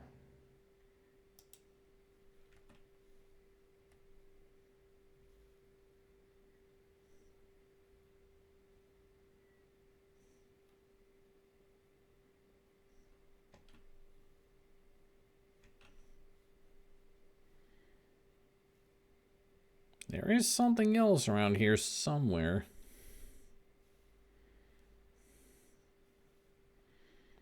It's like on an edge or on top of the wall somewhere. Just like that key in the conference room. Gotta keep an eye out on something on top of the wall. At least this is a 3D object. The walls are constructed of bonded titanium. Not even a blowtorch would cut through it. Well, would you want anything to cut through that? Because if you do, then the vacuum comes in and everything goes into space. This rock looks like it may actually be a piece of flint. Got a stone, rake, and a piece of flint.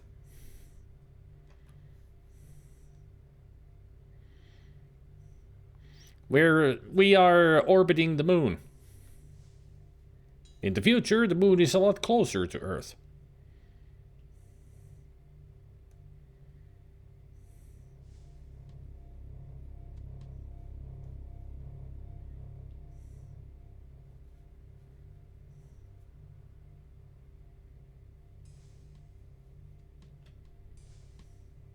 The walls are constructed of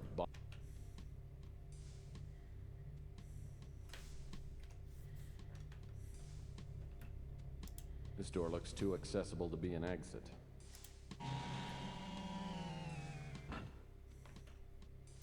A bottle of lighting fluid. These cult members must like to barbecue.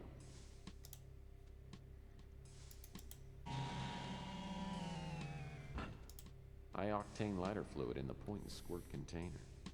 Very convenient. Come on, baby, light my This piece of flint fire. takes me back to my days as a tenderfoot scout. We spent hours trying to start a fire so we could heat up our beans and weenies. This is a rugged John Stagg harvester rake. It's very solid and heavy. Nice piece of stone. Smooth, shiny, and fits snugly in the palm of my hand. It looks like a potato to me.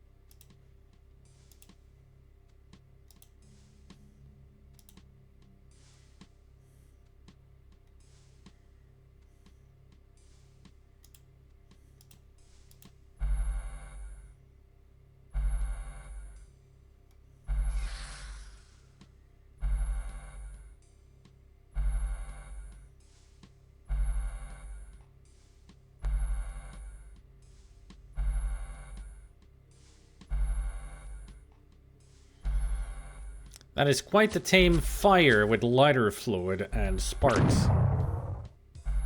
Let me give you a few pointers. Setting the leaves on fire was moderately clever, but trying to jump him isn't going to work. You're not faster than a speeding bullet.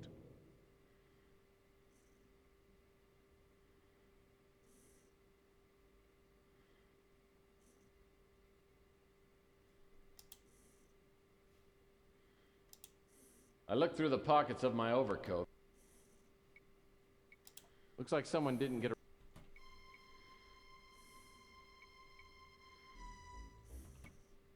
This must be the way out. Well, if I'm not mistaken.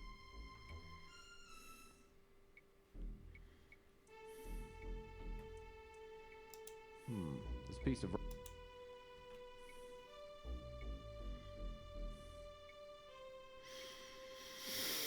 That guy looks like John Cena, weirdly enough. Kinda did. Bottle of lighting fluid. This door looks too...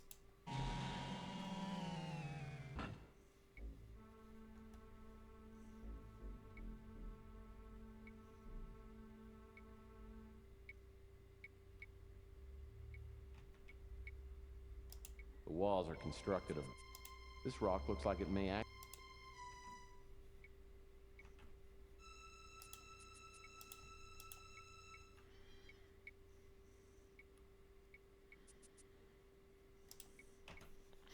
I forgot a crucial step with the trap. The good old cartoon logic. A rake.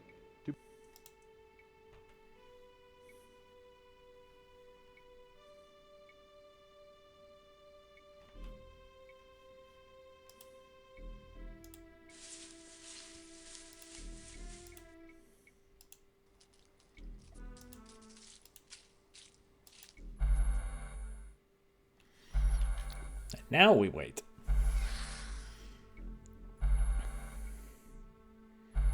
Kind of like either young John Cena or young Charlie Sheen.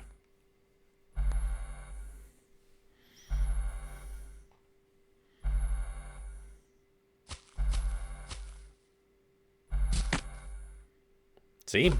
Cartoon logic.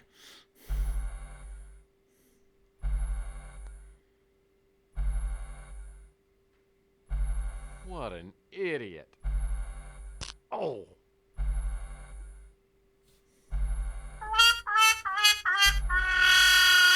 That's the sound effect that was missing from the game.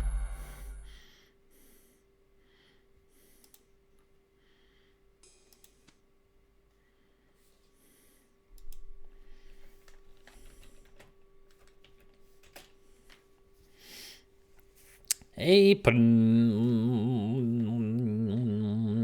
Eggs! Thank you to Sarah Dack for the gift sub if they are here. Well, if they are. No, they don't. Yeah, Sarah Dack yesterday did a big thing and gifted 20 subs.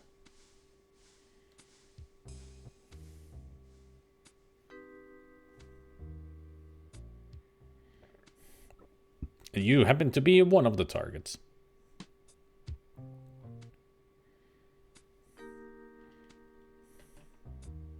So, this is the door to the observatory. Sounds like a place worth looking into.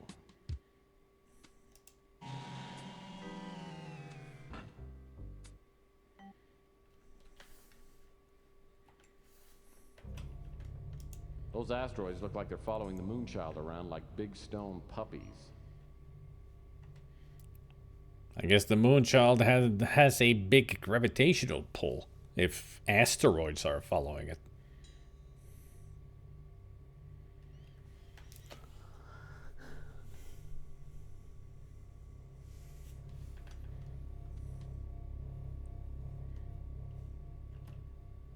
So these are space-age sofas made from 100% simulated Naugahyde. I guess you have to be practical when furniture has to last 40 years.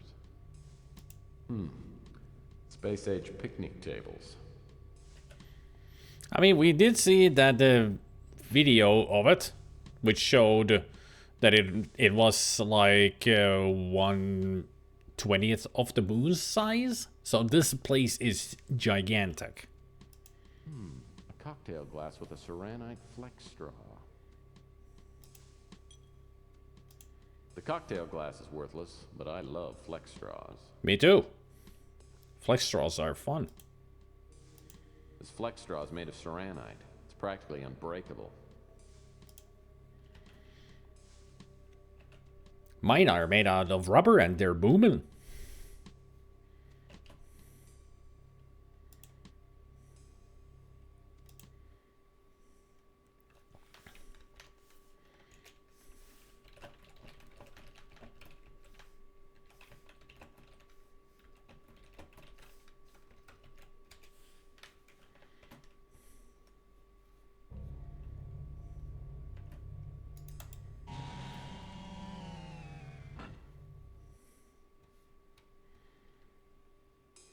I don't even know why you can type in like text to the save file. You never see the freaking text.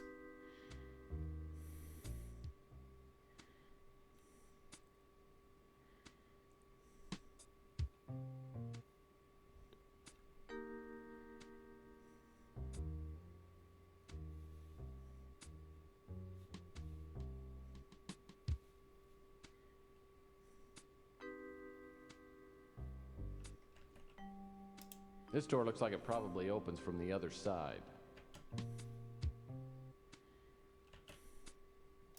I'd say my situation qualifies as an emergency. Emergency access. Will open under emergency conditions. So it won't open, and there's also a panel that needs a code. Looks like the access panel requires some kind of ID badge. So yeah, even if it was an emergency, we still cannot get through without ID.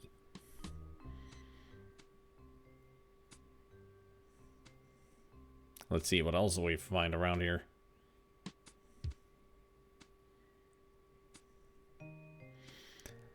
Stasis room. Not the door to the stasis room. Maybe I'll find Sleeping Beauty in there.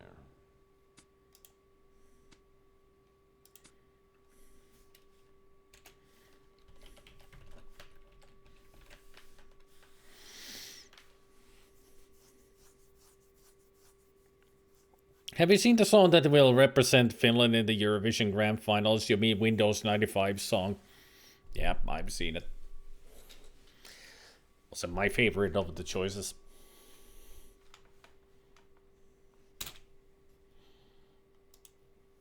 I can honestly say it was pretty much the least of my favorites of the choices. I don't like that song at all.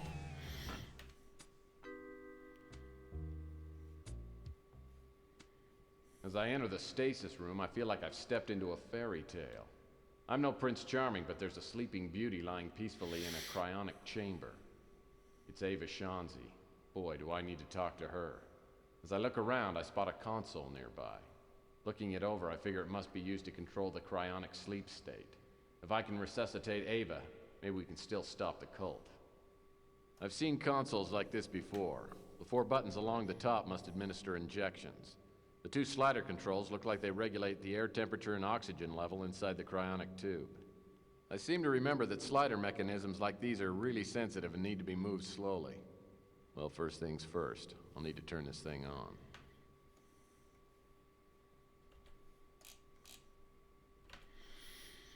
I remember last time when Kilgore played this, he was at this part, and this gave him so much trouble.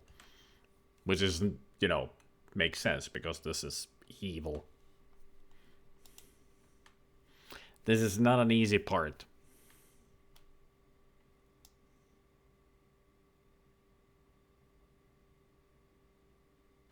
Aha! A red light went off in one of those Phase 1 boxes. I must have done something right. Now I've got to get those other boxes to light up.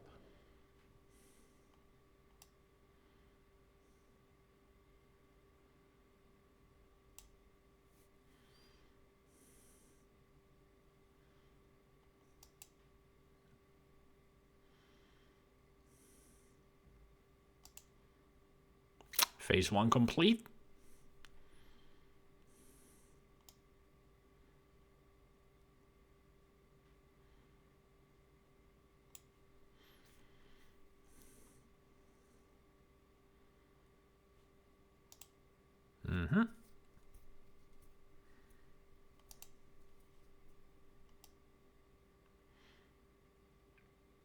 It's a good thing I have a walkthrough, because this would be such an awful trial and error. I remember Kilgore didn't want to use hints or a walkthrough, and this took him forever because it is pretty much trial and error of a part of the game, and he died, or he failed at this constantly, and it made him angry.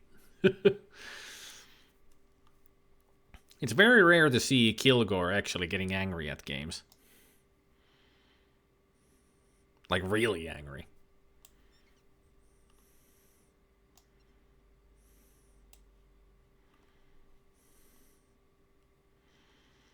I tried this the first time I played the game. I actually tried this without a walkthrough. I pretty much played the game without a walkthrough. And this is one of the most annoying puzzles in the game. Resuscitation complete.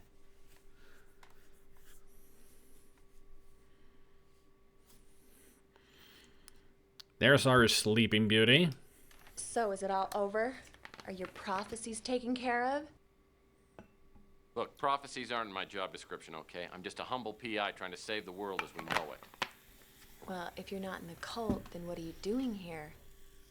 Look, I think we're running out of time here, but my name's Tex Murphy. I know you're Ava Shanzi because I followed your trail from the Colonel to GRS to up here.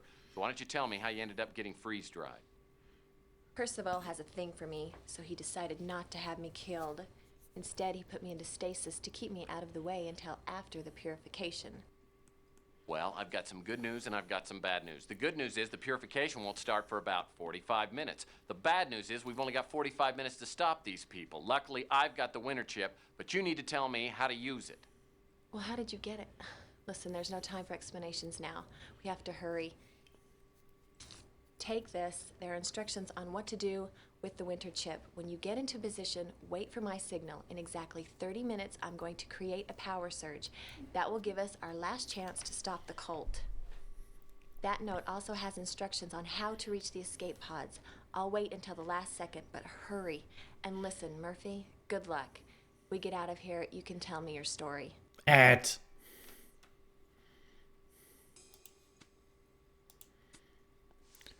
Attention, Agent Estrus from Capricorn HQ. In response, infiltration of the Moonchild. You're the second agent to get aboard the Moonchild. Agent Lowman was able to transmit marginally detailed information before being discovered and terminated. His transmissions provided us with just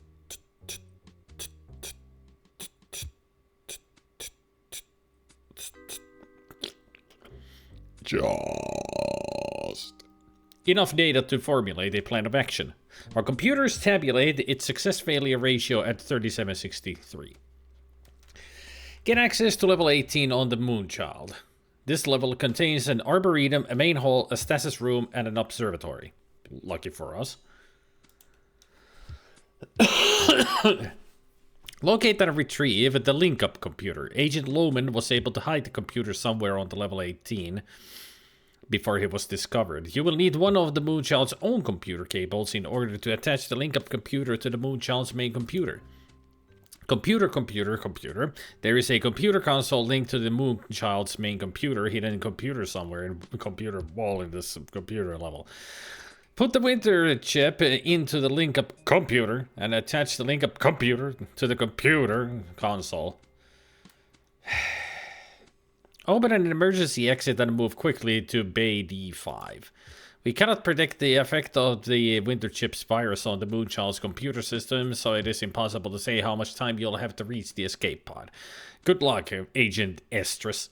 Capricorn High Command. I mean, that is Ava Shanzi Truss, so Estrus. So Lowman would have been somebody with an L-O in their initials.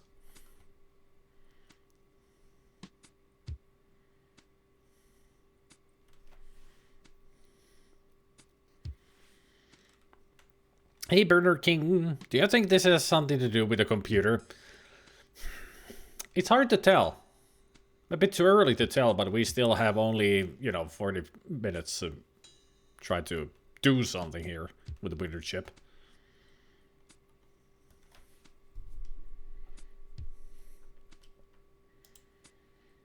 Alright. Now that we computer everything, we computer, and then we computer. What?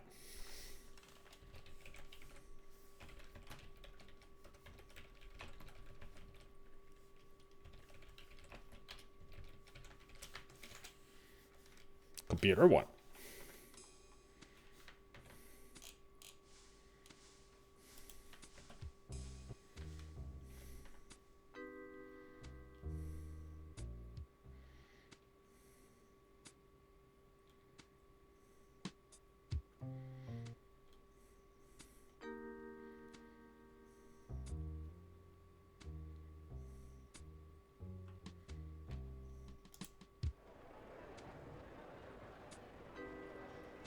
Sounds like a party in there. Sounds like the purification party is going on somewhere behind this door. Looks like someone laid a piece of pipe here. I'm sure somebody's laying pipe inside there too. I mean, it depends if it's that kind of a party.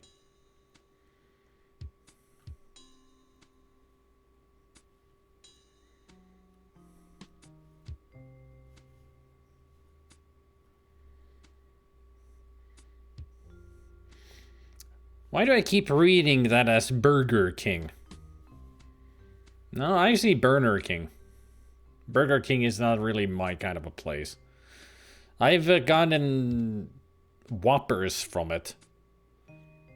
A regular Whopper and a double Whopper, I think. But in my opinion, not the best burgers. I mean, they're fine. But that's the problem. They're only just fine.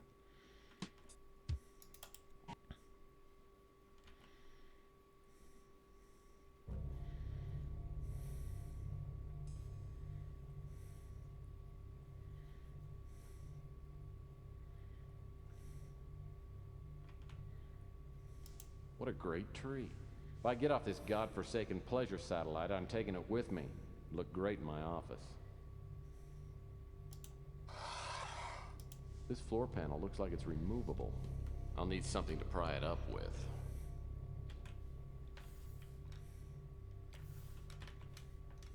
This floor panel looks like it's removable. Looks like one of these computer cables ought to do the trick.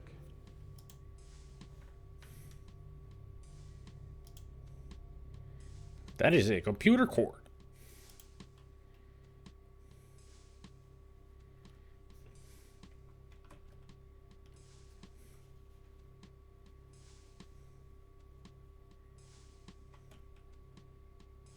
This looks like an old-fashioned telephone jack.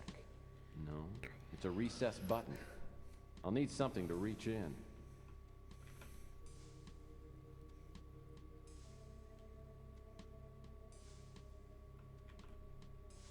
This panel door is locked.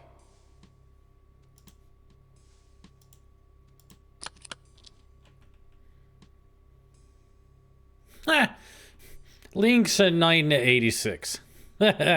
Lynx 986. Looks like some sort of croquet software. Last time I played this game, I did not get the joke. But now I do get it because it's Access Software. The developers of this game, they also made the Lynx series. Golf games. Excellent ones too. I bought all the 3 Lynx games that they have on GOG. The 386... the first Lynx, 386, and the 95? Can't remember which one it was that I have there. Actually, I'm gonna check.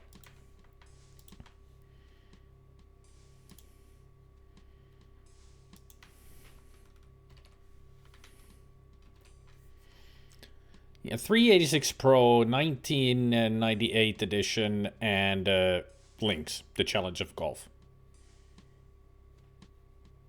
Yeah, Lynx LS, 1998. I have all 3. And I even tested all 3. Excellent golf games. Maybe some point I'm gonna do a golf tournament to just play a golf game. Start with the first Lynx.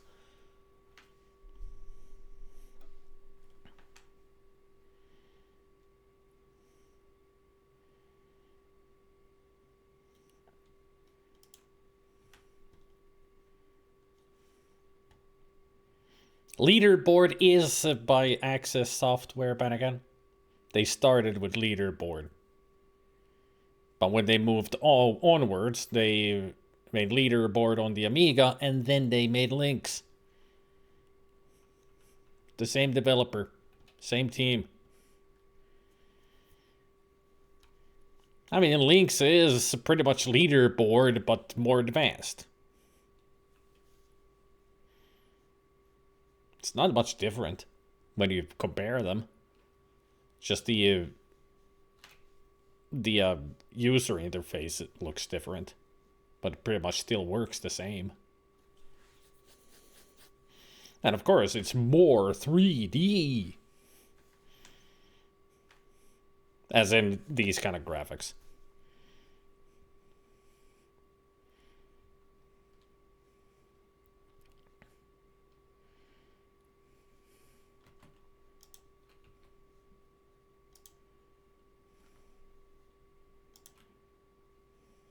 Aha! This must be the mini computer.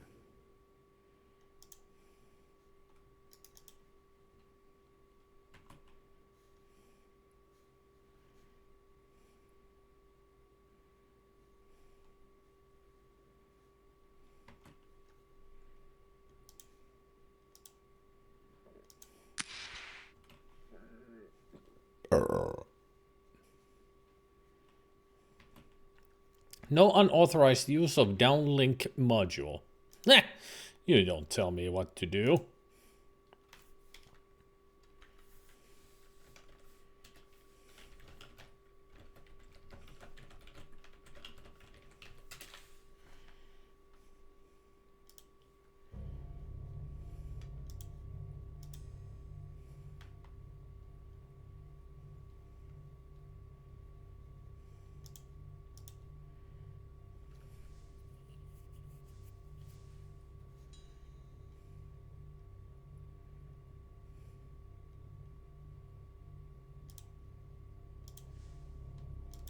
Been almost 30 minutes. If they didn't find Ava, she should be creating a power surge any second. That'll give me time to patch the mini computer into the Moonchild main computer. Now I've got to get to the engineering corridors. And fast.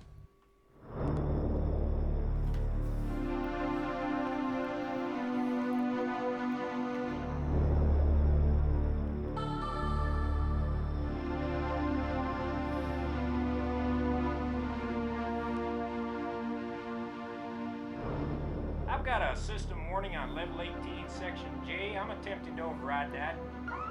Now I'm showing a temporary system failure. Climate control is down on levels 4 through 18. Winter sequence engaged. She blows. I mean, they got 1 minute 40 seconds to survive. System's going haywire. 5 minutes to self-destruct. But it said 1 minute and 40 seconds. The whole system is shutting down and I can't do a damn thing about it. By the way, that's GG. Damn it. Malfunction has initiated the self-destruct sequence. Download the backup system. Run! I have guided you here so that you might set me free. The chaos has ended. You will be All remembered. integrity has been compromised. Thank you, Chaos Engine. Thank you. This place is gonna go up like a Roman candle on the 4th of July. They do look like fast food servers. And look at him run. Or jog. I don't think that would be your prayer since you belong in this fucking cult. Kaboom! Nice lens flares.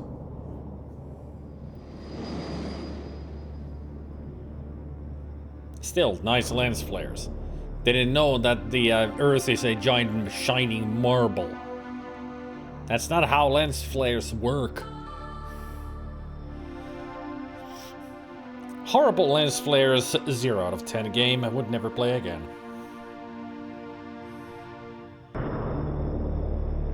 He had come like a thief in the night, and one by one dropped the revelers, and died each in the despairing posture of his fall.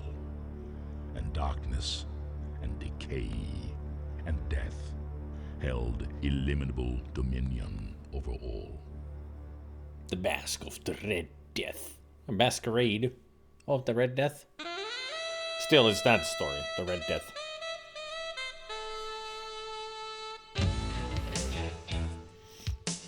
Day 7. On the 7th day, Tex rested.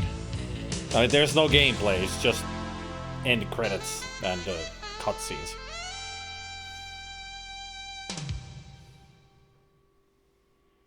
Hey, Colonel's alive. You did some good work, Tex. I guess you didn't forget everything I taught you. Maybe it's not too late. I could make a real detective out of you. I don't know. This saving the world business doesn't pay so well. My cousin Vinny says he can cut me in on some Amway action. Cousin Vinny. That's a lot of hooey. You got it in your blood, Tex. You'd come chew for pocket change. Hey, pocket change would be a step up for me. Well, you know, I've done pretty well over the past few years.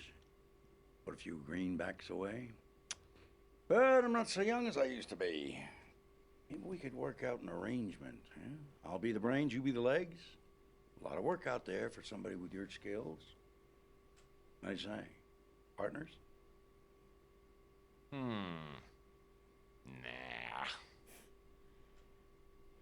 Ava. Yeah, I was hoping I'd see you around. Oh, hi, Tex. Hello, handsome. Long time no see. Look good as ever. Tex like, is it my breath or something? Say, tell me, have you still got that Twister game? I do, but I haven't played it in a long time. Nice view, by the way. Listen, Tex, something's popped up. I think I found a partner to do undercover work with. I'll see you around. I'm sure something has popped up. So I can see from the awkward back where walk. I started. Lonely, broke, and late for an appointment back in my office.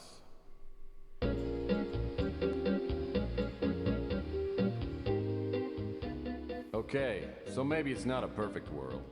Maybe there are more glamorous ways to spend Saturday night than teaching cha-cha lessons to lonely women like Dolores Lightbody. Women? At least she's a regular client, and it seems to make her happy. And she always pays me up front, in cash. Now that I think about it, things are better. I cleared up my bar tab with Louie, and I did solve the pawn shop burglary for Rook. Yeah, once word gets around, I'll be up to my neck in good-paying jobs. Looks like Murphy pulled it off, sir. Yes, but next time, he may not be so fortunate. Next time, sir? The forces of darkness sleep, but do not die. Even now, I sense evil stirring. An evil about to re-enter the life of our friend Murphy. Ah! Yes, honey. Ex-wife. Forgive me?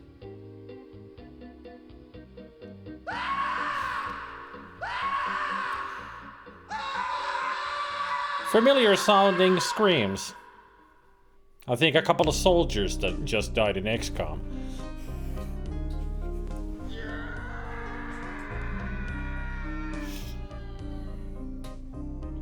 And now the bloopers. 1, I, 1, take 1, action. So you're Tex Murphy. Is a great scream. Well, we're gonna make your trip as comfortable as possible. Nighty night. Perfect. Yeah, the only problem was you don't shoot. Oh, I'm sorry. You don't shoot him in that scene. Whoops. No, I'm not gonna play XCOM Lord John. Don't even dare to type it. Tomorrow night, you will die. Okay, good.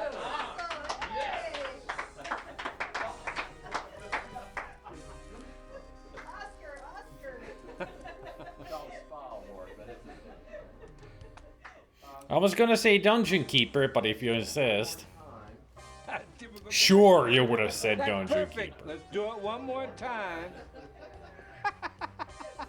Let's just. I can never understand that logic in directing. Perfect. That's the best I've ever seen.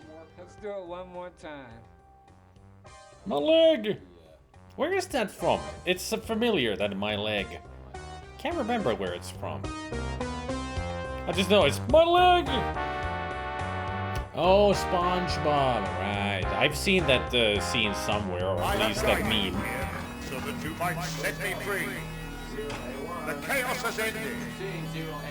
You will be remembered. You did some good work, Tex. I guess you didn't forget everything I taught you. Maybe it's not too late. I can make a real detective out of you.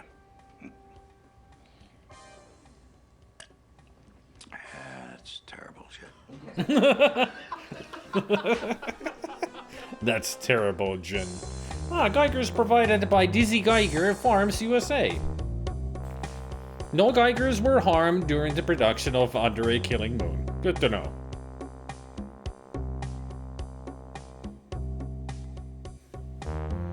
Woo! Great game. Love it.